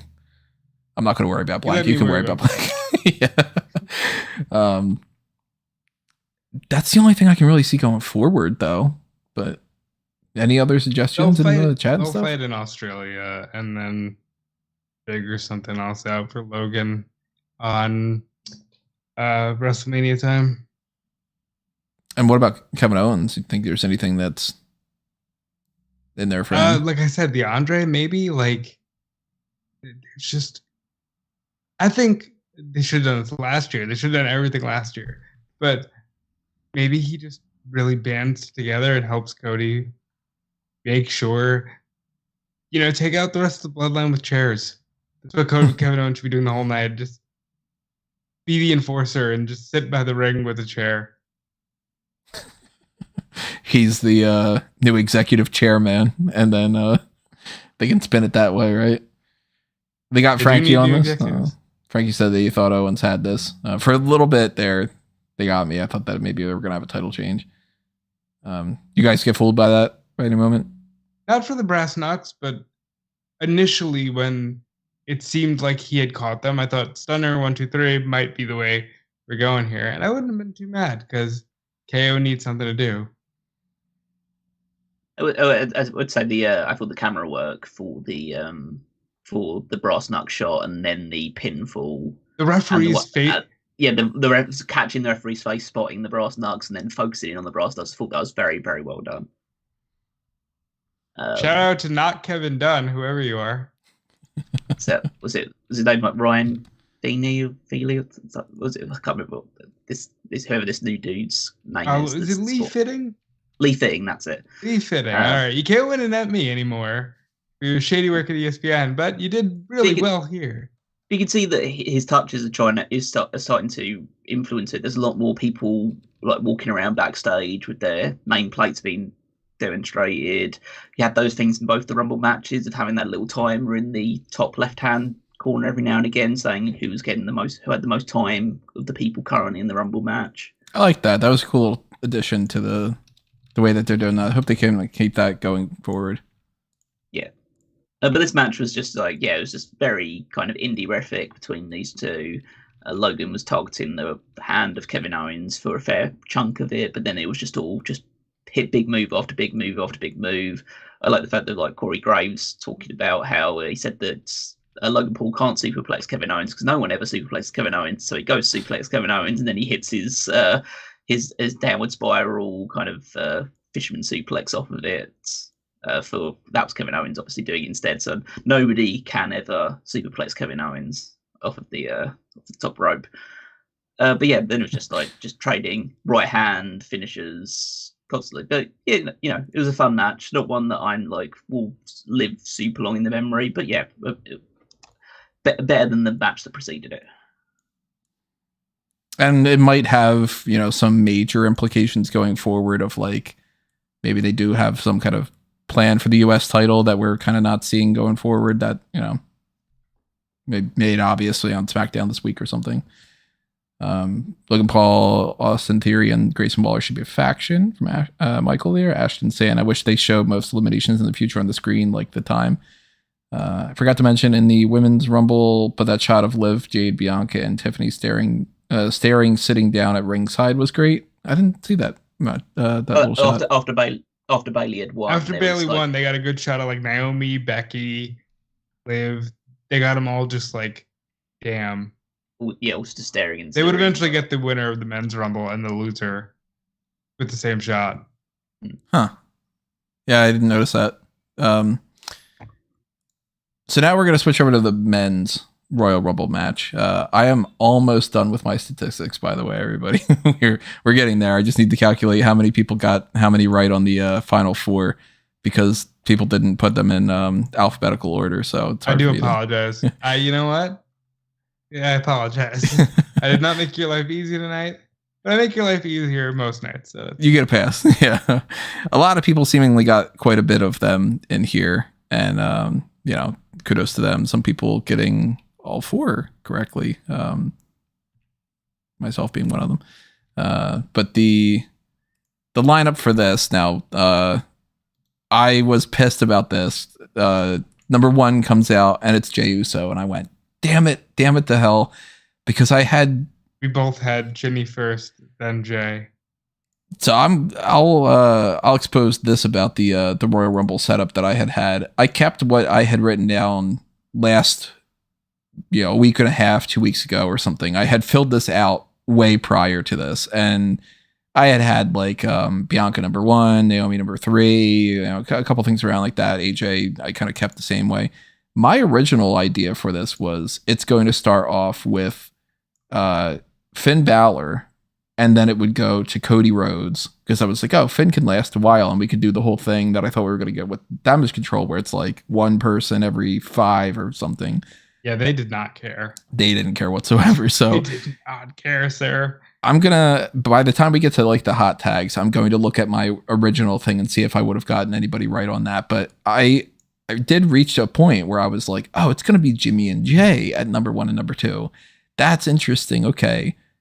Right when like they did the thing at on SmackDown where Jimmy's like, looks at his thing and he goes, oh, no yeet. I'm like, they're gonna do the Jimmy J thing. Okay, do Jimmy J number like, 1, number 2. That's really cool. I'm gonna get that right. I hope that people don't really necessarily notice this. And then I talked myself out of it because then I started seeing other people doing that, and then I'm like, oh, everybody saw it. Okay, never mind. It's way too obvious. I'm gonna be smart. I'm gonna go Cody Rhodes and Jimmy Uso. There you go. And that's how whatever, because I was sold that CM Punk was going to win this. And so Jimmy comes out and I'm like, fuck, I had Jimmy at number 2. And then I'm like, Jay comes out and I'm like, oh, damn it, the hell, I had Jimmy at number 5 or something. So Jimmy and Jay starting it off. Jay gets the big pop and Jimmy gets the whole like surprise of that. And you get Yeet versus no Yeet, which I'm sure is going to be a big factor for WrestleMania of Yeet versus no Yeet. And Frankie had Jay at number 2. So, I mean, you get, if you fill out the thing for that, you get 3 points instead of 7. So, still something. So I had Jay at number 2 because I thought Jimmy comes out first. And then Jay gets the big, and spot. Then Jimmy can look like, oh no, my brother's going to come kick my ass because I screwed him out of the title at SummerSlam. Yeah. Didn't do that. That's what I was thinking with about doing the hand thing with Jay, which I should have thought of ahead of time. Yeah. So it's like sometimes you psych yourself out of these because you're like, I know how they do all this crap. But then you're like, so they're not going to do the thing that I know that they're going to do. And you pull a double negative and then you go, damn, they did the thing. Like, Jimmy and Jay started off though. And I think that's pretty cool. I like that quite a bit. What you guys think? Solid. Yeah, it was a fair decision. I mean, just see personally, I had Jay as number 1. That was one of your dead on ones. Asshole. Yeah. but I didn't have Jimmy anywhere near that. I'd had Jimmy somewhere coming out in like 20th, something like that. Like I had Kofi Kingston coming out as number 2. It's so funny how, because I thought that you could play into the Uso New Day rivalry by just having those two being the number 1 and number 2. It's so funny how the your guys' lapses in TV consumption factors into these things. So if you would have just seen SmackDown, you would have thought, okay, Jimmy, number 1, number 2. Just like every time we talk about AEW, and Tony has no idea what's going on. It's like, oh, it's because you skipped. I skipped the segment there that explained everything, and I'm like, who's this person standing next to that? And it's like, oh, they've been there for like 7 weeks, and I'm like, oh, okay. Yeah. I mean, the only reason I went with Jay as number 1 at all, like being one of the first 2, is because of the hand thing. It's funny that's a factor. Like, yeah, that was one of the reasons why I was like, oh, Cody will do that so they could get the full Cody Rhodes thing. I didn't realize that he was going to. Fucking did it. Not only did they do it, but they ended up just like packing the entire arena with fog. That it was like that. Yeah. That could not have dissipated quickly enough. But actually, we'll get onto it later on about some other stuff about it. But yeah, it was a fair enough like first 2 to come out as maybe a prelude to something in the future. Definitely for WrestleMania. Although number 3 coming out, you thinking someone else? Yeah, I don't think they're going to fight at WrestleMania. Really? What do you think they're going to do instead? I guess I'll say it now. Then I think Jey Uso is challenging. You think it's Jay Gunther? Jay Gunther. Yeah. I mean, it could be, and maybe they end up doing. I just think that's big. I think that's a bigger deal. To be honest, like after seeing these two go after each other at the start of this one, I'm kind of I'm good. I don't actually need to see a full match of them at WrestleMania now. Maybe that tease that Boozer put out there. Are they good, or do they have this like itch to fight each other? Who cares? Oh, fair enough. Fair enough. Maybe the tease that Boozer had put out there of John Cena and Randy Orton. Maybe we're gonna get John and Randy teaming up against Jimmy and Solo. I wouldn't necessarily want that, but like maybe that's the plan, because that would be like Jay or John and Solo had their thing. Jimmy could be, if it was John and Randy against Jimmy and Jay, like peak Jimmy and Jay from last year, I might bite, because that's a main event tag team. But I'm just putting it out there that Like when it comes to brother versus brother matches in WWE, Bret and Owen is the exception, not the rule. Yeah. Especially at WrestleMania. Need I remind you of Matt Hardy versus Jeff Hardy from WrestleMania 25, which was crap. And I then don't even remember it at all. not even putting Stardust versus Goldust onto WrestleMania. So Remember when Cody was WrestleMania 41? That's what the bells. You remember when Cody was like really hyping the idea of, I had the Intercontinental title, just let me fight Dustin, and they just wouldn't do it. I think he ended up fighting Big Show. Yeah, I think it was Big Show that year. Yeah. Yeah, that's a good start. I think Jimmy and Jay. I think Grayson Waller was number 3, and that was kind of surprising to me because I was just like, all right, well, what's he doing here necessarily? He cut a little promo on the way to the ring, and honestly, didn't really do much. Well, it was a little bit disappointing. He had one of the funniest lines I've ever heard, where he picks up Jimmy and goes, "I acknowledge you. No yeet. Let's go." I thought that was very funny. I mean, good. I was saying that he didn't do much. You could probably apply that to about 85% of the people in this match. Yeah. So. These Royal Rumbles were very structured. Like, let's not do anything. This was dull. This was a dull Rumble match in general. I think it picked up towards the end a little bit, and there was a couple of good moments into it. There's one guy in particular that I thought shone very much so, but yeah, I think overall there were just a lot of bodies in there that were just there to be there, and Grayson Waller was one of those people. So let's move this over here because I think I have all of my tiebreaker stuff set up if I don't mess this thing up. And I want to make sure I don't screw up everybody's answers. Yeah, we'll do that in a moment. The Grayson Waller thing, number 3. Then we ended up getting the only real surprise in this one, which was Andrade at number 4. And he is just being billed as Andrade right now. They didn't put the Andrade Cien Almas or Andrade Almas. Because they had taken that away from him. They did give you the El Idolo in the beginning of the music, which he had beforehand, but there's more of a relationship to it now since that was his name in general. And I'm going to skip ahead a little bit here. He kind of just gets dumped out later in the match by someone, and it's just like, man, everybody here, we watched the 94 Royal Rumble, and it felt like that, where it was just, okay, people are just getting eliminated. There's no rhyme or reason. Okay, fuck it. Finn Balor's out, and who cares? Jimmy Uso gets eliminated by someone coming up, then who cares? Like, yeah, I can kind of see that. It was not really like no Johnny, no Tommaso. There's a lot of like weird bits of this Royal Rumble. Yeah, Andrade was just out there for like 20 something minutes, and then didn't eliminate anyone, and then just got tossed out randomly by Bronson Reed. Yeah, it was like, fuck.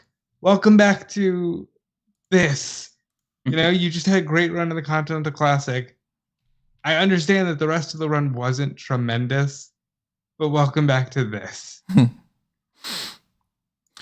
That maybe in the future, maybe there's something going on there because they did have some interactions between some people. But Andrade number 4, Carmelo Hayes number 5. One of the, I guess you could call it kind of surprise because it's not on the main roster, but the guy's basically on the main roster at this point. I had him down as a surprise in the Fightful post, even though I'm firmly of the belief he's a SmackDown superstar now.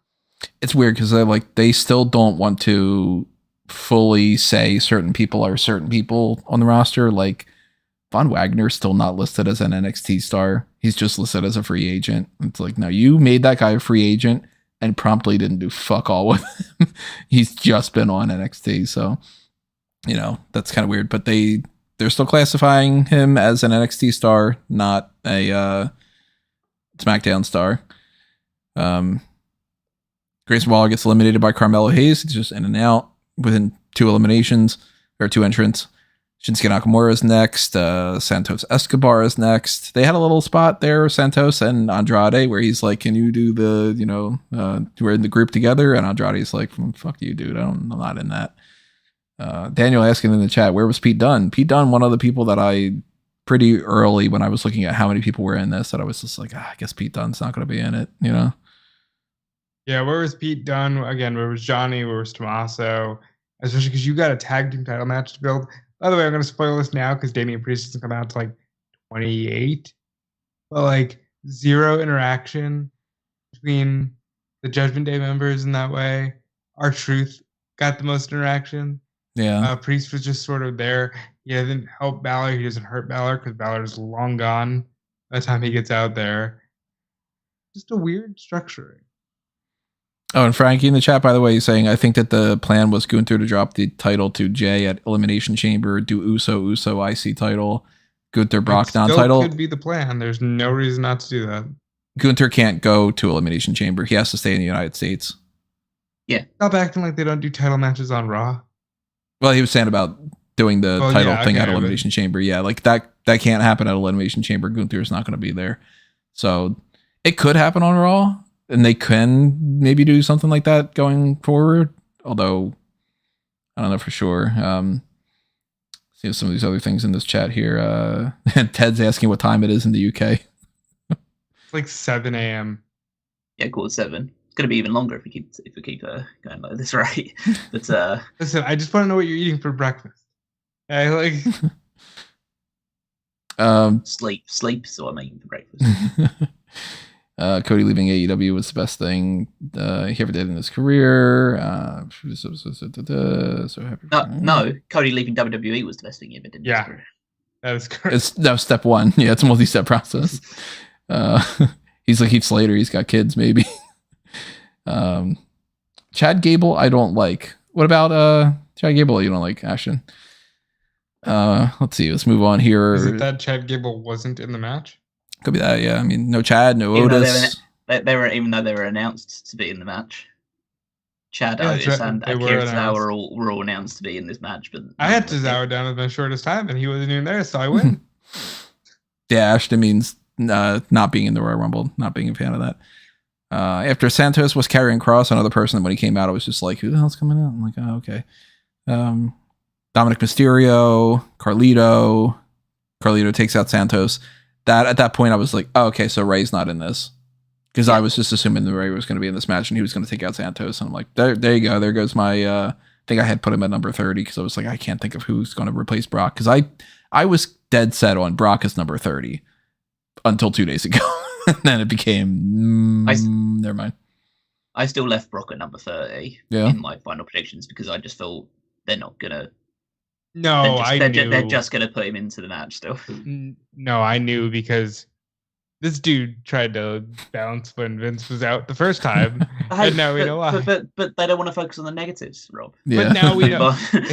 Hunter might not, but Hunter wasn't implicated in the negatives. Brock Lesnar very much was. Well, I was thinking like, hey, maybe Ray gets a number 30 spot, and it's like he could get cheered for it and offset I did think about that myself. do that. But Bobby Lashley comes out at number 11. Here's a spot that I didn't like, really. I know what they were doing. He gets eliminated in 5 seconds. Bobby Lashley comes out. He takes out Carlito and Karrion Kross. Karrion Kross pulls Bobby Lashley out. And look, they've done it in a million different Royal Rumbles. I mean, there hasn't been a million, but you know what I mean. Immediately afterward, we got the Pride, and we've got the Final Testament going up against each other. And it was just like, let's get it on. Let's just do that and just move on. And I felt like it was kind of stupid. I wasn't a big fan of that. That sounds like basically what the feud seems to be like. So that's what this whole Rumble felt like to me. In some ways. And like you can look back now, and I think we're going to look back on it even more in like even a day or so, and then look back on it better, post WrestleMania and go like, that was their plan for this. That was their whole point of this, because Ludwig Kaiser comes out right after that. Austin Theory's right after him. Finn Balor, Carmelo Hayes gets taken out like nothing or whatever. Cody Rhodes is number 15. And good. I was going to say, I would say that there's something notable, at least, about Austin Theory's entrance. That is the final SmackDown superstar that entered the Royal Rumble this year. Yeah. Everybody else was Everyone else was either Raw, NXT, or a free agent. Yeah, wow. Holy shit. And by the time you get to the end of it, you're really like, oh, they had no SmackDown people. Yeah, because they pushed the idea of like, if you count the fact that Carmelo Hayes is listed officially as NXT, there were 7 SmackDown people in this entire Royal Rumble match. Wow, 7 out of 30. It's so funny because all of their biggest names were in the title match. And if you look at it, it's like, oh well, Raw is so stacked, but realistically, we all knew if one of those people ended up winning, we knew they weren't going after Rollins. Just look at their timings next to them as well. Austin Theory 3-minute 56, Bobby Lashley 1-minute 34, Carlito 2-minute 23, Karrion Kross 6-minute 21, Santos Escobar 6:36, Grayson Waller 4:06, and the only one that went over 7 minutes was Jimmy Uso with 34 minutes. Like, so he was the only kind of Iron Man out of all SmackDown. The rest of them were there for 6 minutes at most. They didn't even put Solo in, and Solo could have been a good enforcer of something, and they didn't put him in. Yeah, I had Solo listed to come out like number 29. That was clearly wrong. Yeah, so that's not good for SmackDown. That's for sure. It doesn't make that look like it's really What do you mean? They got the main event of WrestleMania. They're doing great right now. If that's the only thing that matters, then yeah, I guess so. Technically, following this, they'll have both Royal Rumble winners. So that's true. It will actually be Raw, the one that's in the fog about what's actually happening right for their title matches at WrestleMania. That's what Elimination Chamber will have to be all about, really. Yeah, we're gonna have a weird WrestleMania this year. So following that, we ended up getting, one of the big spots, of course. Cody Rhodes comes in, takes out Austin Theory. Bronson Reed's next. He takes out Andrade. Again, just like Andrade's just there and he's gone. I don't think that we're really setting up Andrade versus Bronson Reed at Mania or anything. But then here's the thing that really annoyed me about this Royal Rumble. Kofi Kingston comes out at number 17, continuing his streak, by the way, of being somewhere around the number 14 spot. It's like they always put him in there. I had him at number 12. I was pissed that I didn't get that one right. Kofi comes out. Cody eliminates Shinsuke. Ludwig Kaiser gets taken out by Kofi, and Gunther immediately follows. And the story that they tell then is Gunther is upset at Ludwig, which we've been doing this for months now, of this whole like Imperium imploding, and Gunther's just upset at them for being losers. Giovanni Vinci not in this at all. Didn't even appear to try to help out Ludwig or something. He's not hurt anymore because he did work, right? Right. He wrestled at least once, if not 2 or 3 times by now. And Kofi just gets eliminated by Gunther. And it's like he didn't even try. I think this was smart. Let people forget about it. Never existed. Well, they keep saying like Kofi spots and stuff like. But if you let people forget about it, and then he does it again. 2 years, like, oh my God, he managed to do it again. But for now, let people forget. He failed last year. He failed the year before. Don't even try and let him forget. Oh, Kyrie pulling off the Kofi spot this time around instead. Naomi didn't try. Katana Chance didn't try. They're the only other people that have really done it in the past other than Morrison, I think. Wait. Yeah. Mm-hmm. And then Kehlani Jordan on that recent NXT.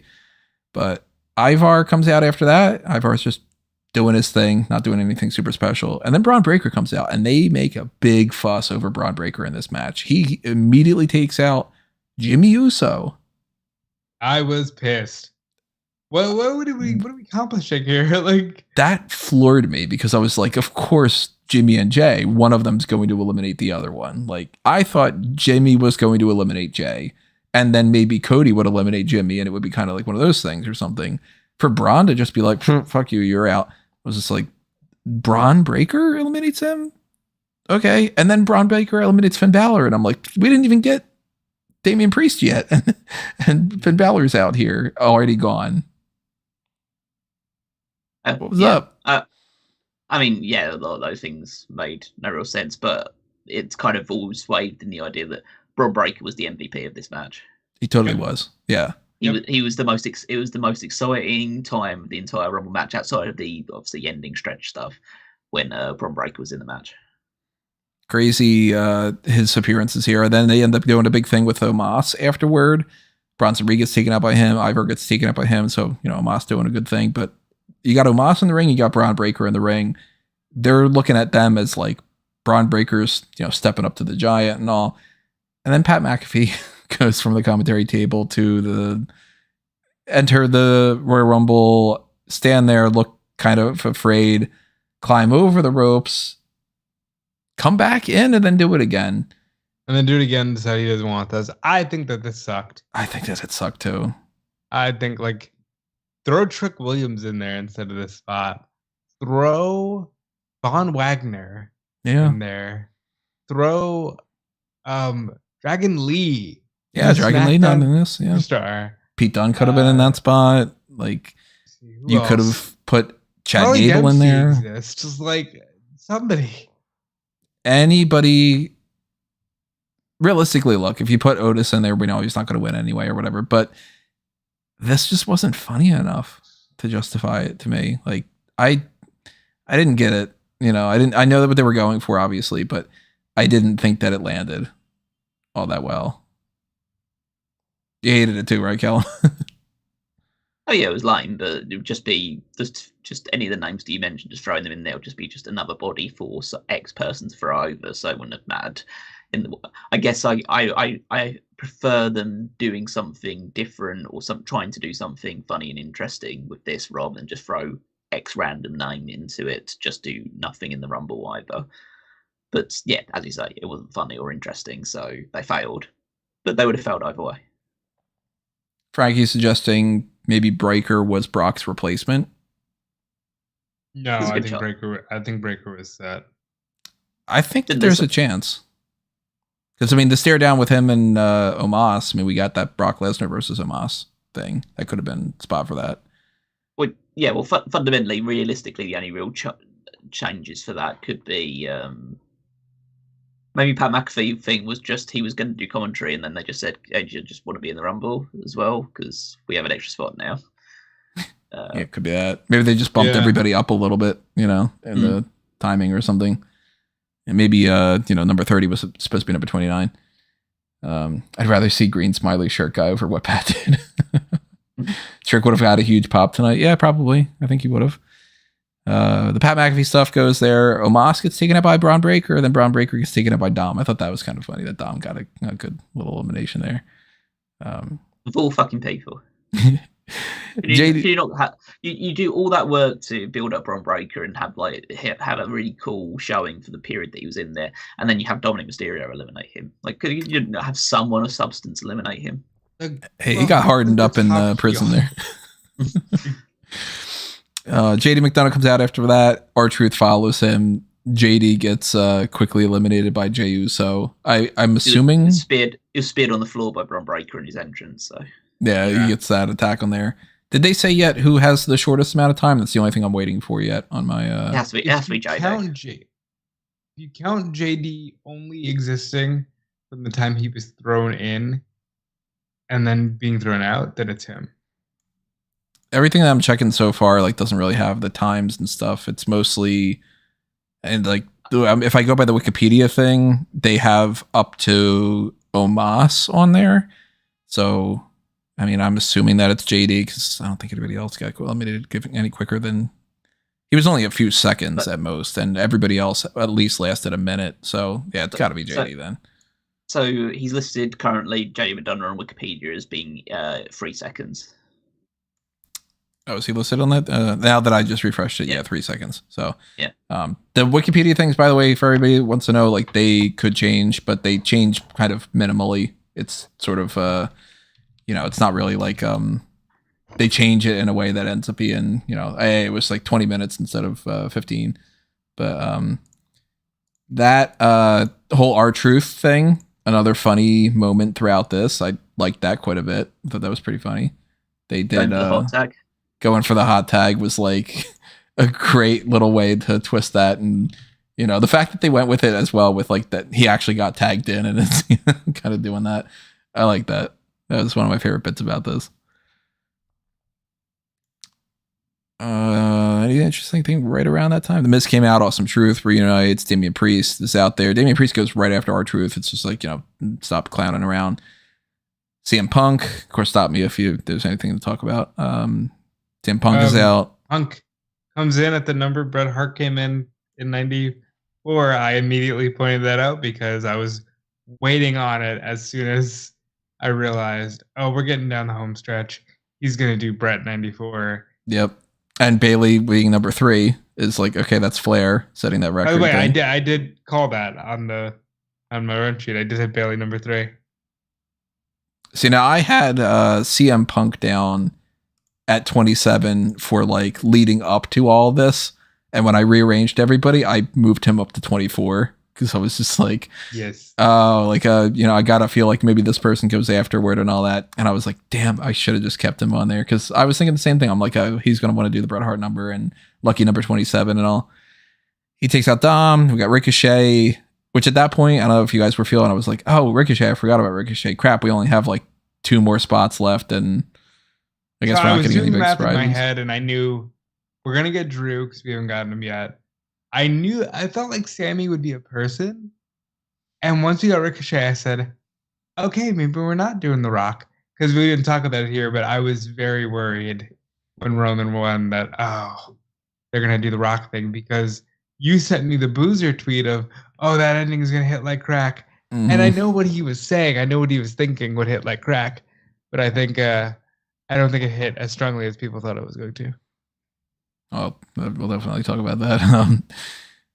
He should come out as confused as Quick 1 year. Great. Does anyone care about the Judgment Day anymore? They've been dead since Survivor Series to me. They're diminishing in some ways, but R-Truth revitalized them. I don't think that at all. I think that if they would just stop acting like there's dissension, they'd be a strong group. Well, I'd say there's Judgment Day, and then there's Judgment Day with Rhea Ripley, and then there's the difference between the two of those. There's a distinguishing difference in the star power between those ones when Rhea is involved and when Rhea is not involved. True. Well, number 29 was Drew McIntyre, and then number 30 was Sami Zayn. So they do the thing with like Liv Morgan gets her return after an injury, and Sami Zayn gets his return after being out for a few weeks, and however long he was out. I don't remember, 2 months maybe. And then we just kind of go through the rest of the match. And honestly, at that point, I was like, it's a little bit boring. Yeah, it was a bit slow going for the fight, getting up to the final 6.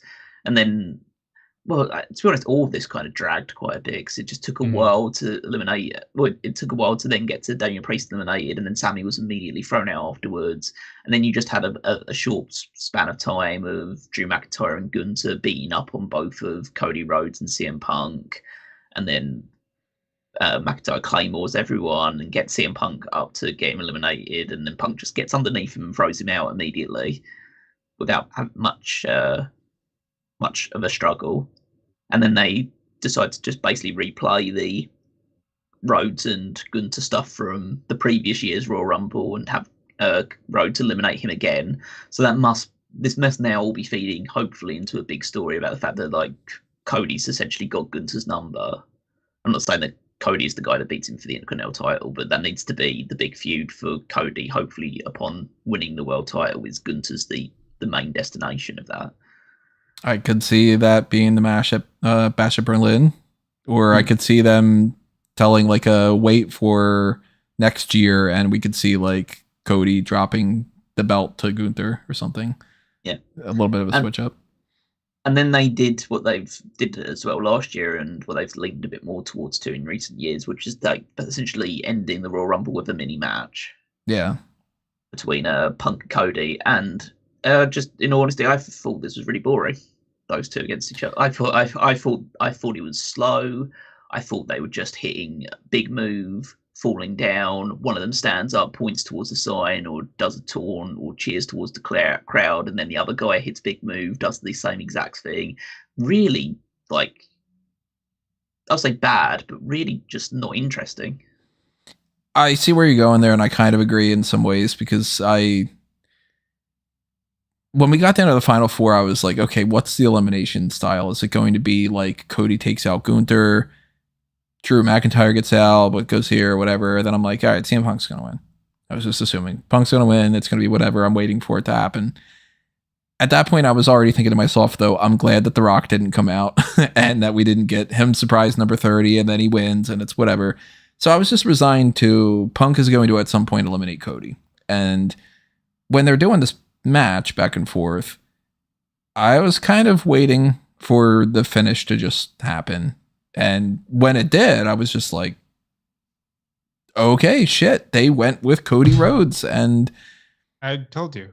I didn't think they had it in them. I thought, they were just sticking on the CM Punk thing, that they wanted to switch it up from being like quote unquote too obvious to do that they were setting up this like it hasn't been done in all these years for somebody to go back to back just to get people to think that maybe they were going to do it. And I psyched myself out again because, I thought that was going to be a double negative and whatever. And now I'm like, oh, good. Okay. Cody's going when it comes down to it, as much as I pitched my like, yes, I'd rather Randy Orton be champion and let's do all this other stuff, I knew, no, Punk isn't going to let himself beat Cody because that would show that he is, really become everything he hates and he's really an asshole who's completely, usurped this moment from Cody. And then they played up to that with probably the funniest moment of the whole match and maybe the whole night. Triple H, Punk gets a pedigree, legit looks at Michael Cole and goes, can't believe I just did that shit. And gets up and says, I didn't wait turns heel for 5 seconds. Suddenly it just says, I didn't wait 10 years to lose to Dusty's kid. And at that moment, I'm just like, oh, Cody's going to throw you out so hard. And 2 seconds later, Punk's on the ground and Cody's doing a Royal Rumble. And I thought it was well done. I thought the ending 2 minutes, like the ending, just that little segment there, I thought was well done. I didn't think it was CM Punk's best performance since 2021. I didn't think it was CM Punk's best Rumble performance, but he's back in WWE. Maybe we will see more from him that's of a different caliber soon.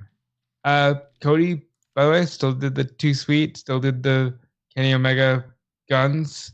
And like I said, they paid off Brawl Out. This was your payoff. The EVPs have won the day. They have vanquished the evil CM Punk. How are you feeling about Mania at this point, Callum? Are you more hyped for it? Less? Still on the same page? I'd say less. Really? Because it's just the match that we had last year when the result that we're going to get this year should have happened. Yeah. So I just feel like, honestly, the more interesting result would have been The Rock winning or Punk winning. That's what I would have preferred to see because it was different. Whereas this one is just a case of, okay, you're just going to feed me the same stuff that you did last year. I know what the match is going to be like because it was the same as last year. The only difference is going to be is Cody's going to win, which is good and it's cathartic. But it's just a case of, but yeah, that should have happened last year. You've just wasted a year of my life on others. Not that I was watching regularly, but that's wasted a year of a lot of fans' life just waiting for this moment to happen. So just to milk it for 2 WrestleManias instead of 1, and just to get him past 1,000 days. Yeah. So basically, it's a case of, I think, not while I'm saying I think it's the right result, and I think that Cody should be facing Roman at WrestleMania. It's not something that I'm particularly excited about because we should have been past that point of the story now. We should be doing something else. Cody should maybe be the world champion, fighting off against Gunther or Sami Zayn or whoever else would be challenging him for the title at WrestleMania instead. We should be thinking about, who's going to win the Rumble and challenge Cody for the title, rather than, Cody needs to do it to fight Roman again. This is here. I'll give you some trademark Rob optimism and some trademark WWE fan copium. I think The only thing they're missing by not having Punk go over is more teases that Punk is going to challenge Roman, which is something I think, all due respect to Seth Rollins, everybody should have been like, yeah, if I win, I'm going after that guy, because that's the legacy that I need to eclipse. I would also say that they've actually never done this story before. The closest thing you have to it is Michaels did win the Rumble in 95, lose, and then go back for it in 96. But they've never told the story of, I did it, I won the Royal Rumble, I'm going to live my dream, and then I failed miserably.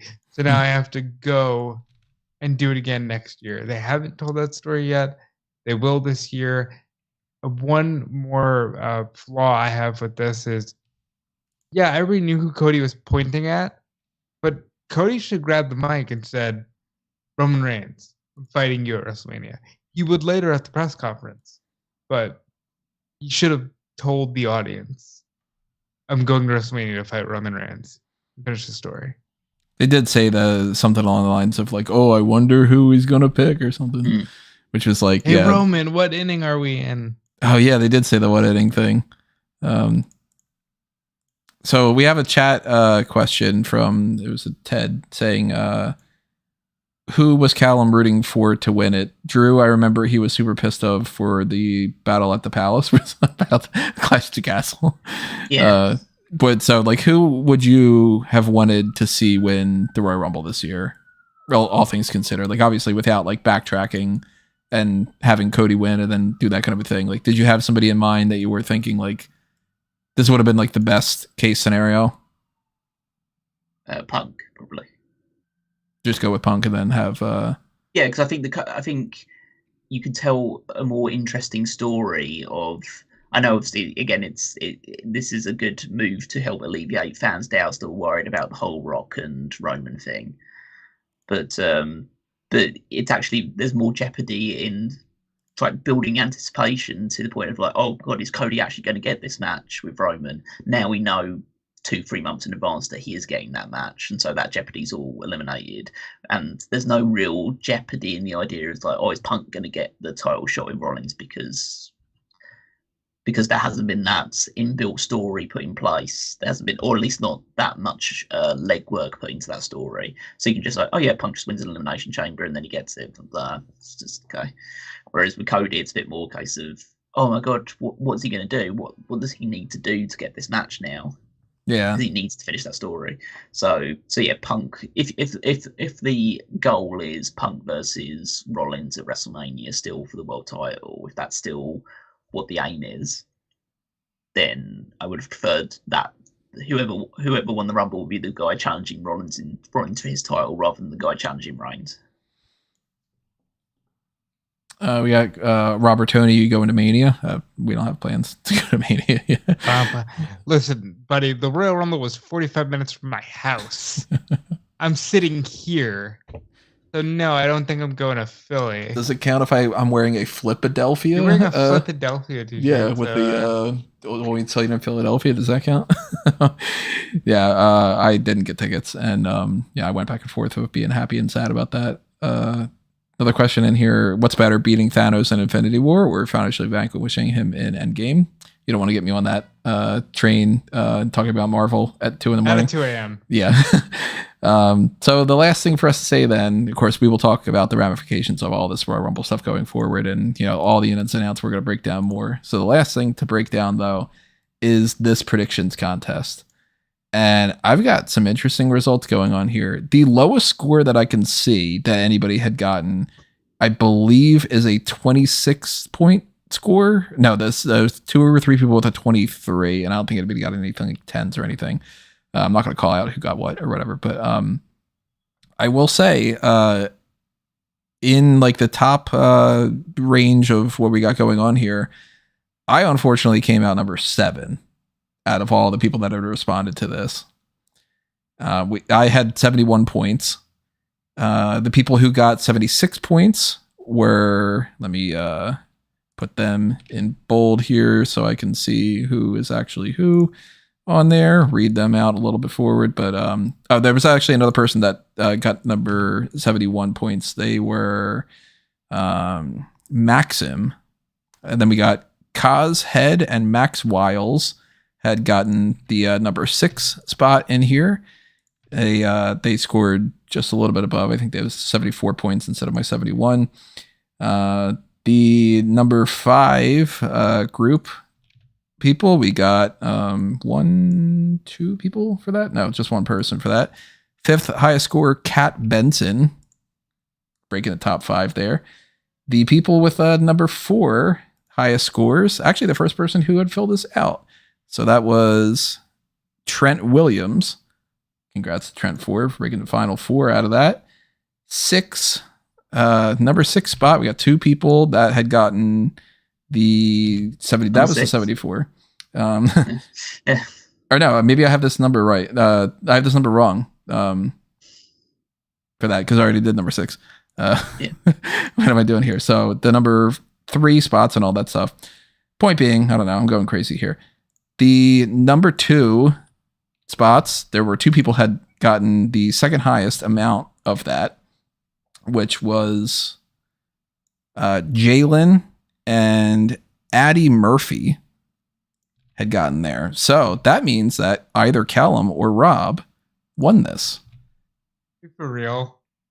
It's definitely not me. So it's clearly Rob. Callum had scored, let's double check about here. Callum had gotten 60 points. Yeah. And that means the number 1 person in this entire thing, not even just out of the 3 of us, Robert E. Felice with 117 points. Oh, the fuck you did, dude. But you kicked everybody's ass because number 2 were only people in 88. I got Bailey right. I got Bianca right. I got Jade Cargill right. I got Mr. Scoot, like the guy that the inside source is right here, like the guy friend to Mr. Scoots. I really, that's cool because Tony can attest to this. I didn't even think I was going to fill this out on time. No, you didn't. You came at the you were the 4th to last person that did this. It was you. Should have been the last. Somebody named Khan, then Kaylin, who put Kane down for almost everything for the 1 to 30 because Kane's got a shot. Oh, he had a shot. And then it was me because I sent mine in right as I was closing the poll. But wow. 117 points. Unless these numbers are wrong, which I don't think that they are because I did like the auto thing on here. But you racked up a couple like dead on points that gave you some major boosts. Yep. And, you got like 12 points for getting 3 out of the 4 final 4. And, even though like somebody like like I was one of the ones with like all final 4 and stuff, those extra 4 points don't matter if you get like another couple 3s and stuff. So Rob wins not only the predictions contest but also the fantasy league side of it. So we'll do that on another episode. It's already super long as it is right here. Yeah. My God, I won something in the fantasy league. Yes. And you had just sent something to Callum about like, there's no way I'm winning this whatsoever, right? And it's like, oh, you said what? Like, unless it's a miracle, and you pulled off. Yeah, these are minor miracle at this point. So this could be the first start of it. It does now at least officially mean that you can trade someone off of your team now. So that's let's go. Which you haven't been able to do all season. It took until the start of the new year. Yeah. Ted saying, I wish I was thinking that Rob's and Tony's jobs would pay for the flights and hotel for me anything. I wish, man, that'd be great. That was the case. So we will see the ramifications of the fantasy league thing, of course, going forward. We're gonna talk about that either off the air or we're gonna do that like on the hot tags or something. I'm not entirely sure what we're gonna do, but that is Royal Rumble. That is the long and short of the breakdown of that. Let us know what you guys think about the Royal Rumble. Let us know what you think about the video thing that we're doing here. Did you like it more? Did you was that more distracting? Or are you like, oh my God, I don't want to see these ugly faces. Please turn that off. Maybe that was the case. Or maybe you're like, please turn it on. Whatever. Maybe that's the case, and we could just be like, kind of thing. But any last thoughts you guys have going forward? Solid Rumble, dark cloud over the whole weekend. But Cody is finishing the story. So let's get the fuck to Philadelphia. Yeah, it was a pretty okay show. Also, you have 4 matches. End it now sooner. Fuck you. Yeah, I'll give you that though. Start the pay-per-view at 7. Don't do the hour-long kickoff, or do the hour-long kickoff from 6 onward or something. Yeah, yeah.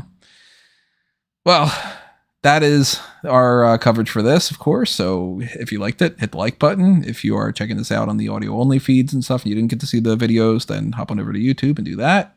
Tell us if there was anything that went wrong along the way, anything that you want us to improve on going forward. If you really want us to continue doing this, we will try to do one for next pay-per-view is Elimination Chamber, I think. No, Vengeance Day. It's next week. Oh my God, next week. Yeah, that'll be just me and Tony, though. Callum will.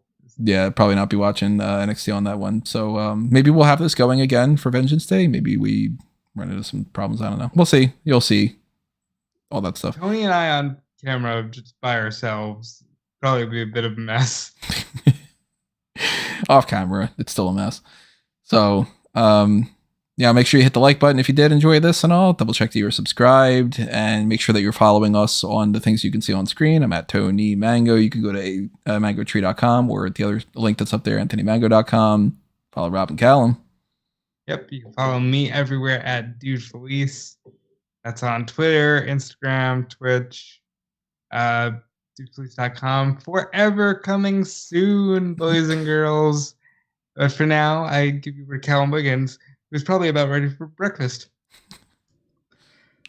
Yeah, but before that, you can follow me on Twitter at Rigmeister14. Check out the power rankings recently posted. Obviously, really out of date now because of the Rumble results. But if you want to go see what it was like in the world before the Rumbles happened, you can check out those power rankings and then tune in for next week's one where the Rumble results will be taken into account. And then you can also find the current points of the Fantasy League. I haven't currently updated the points with the Rumble stuff, but I probably will do that as soon as we head off here, just to add the points where necessary. And yeah, just follow it along there. It's either smarkamo.com or head directly to wwefantasyleague.com to find it there. All right, everybody. When we come back around next time around, we're going to have our predictions for NXT Vengeance Day, another episode of the Hot Tags, then the pay-per-view point for then. So double check back to us, whatever. In the future, we'll let you know what Callum had for breakfast, which they're asking in the chat and suggesting an English muffin. He's going to bed. He's going to bed first. Yeah. And, we'll see you next time, everybody. But for now, this has been another Smark Out moment, and we're being counted out.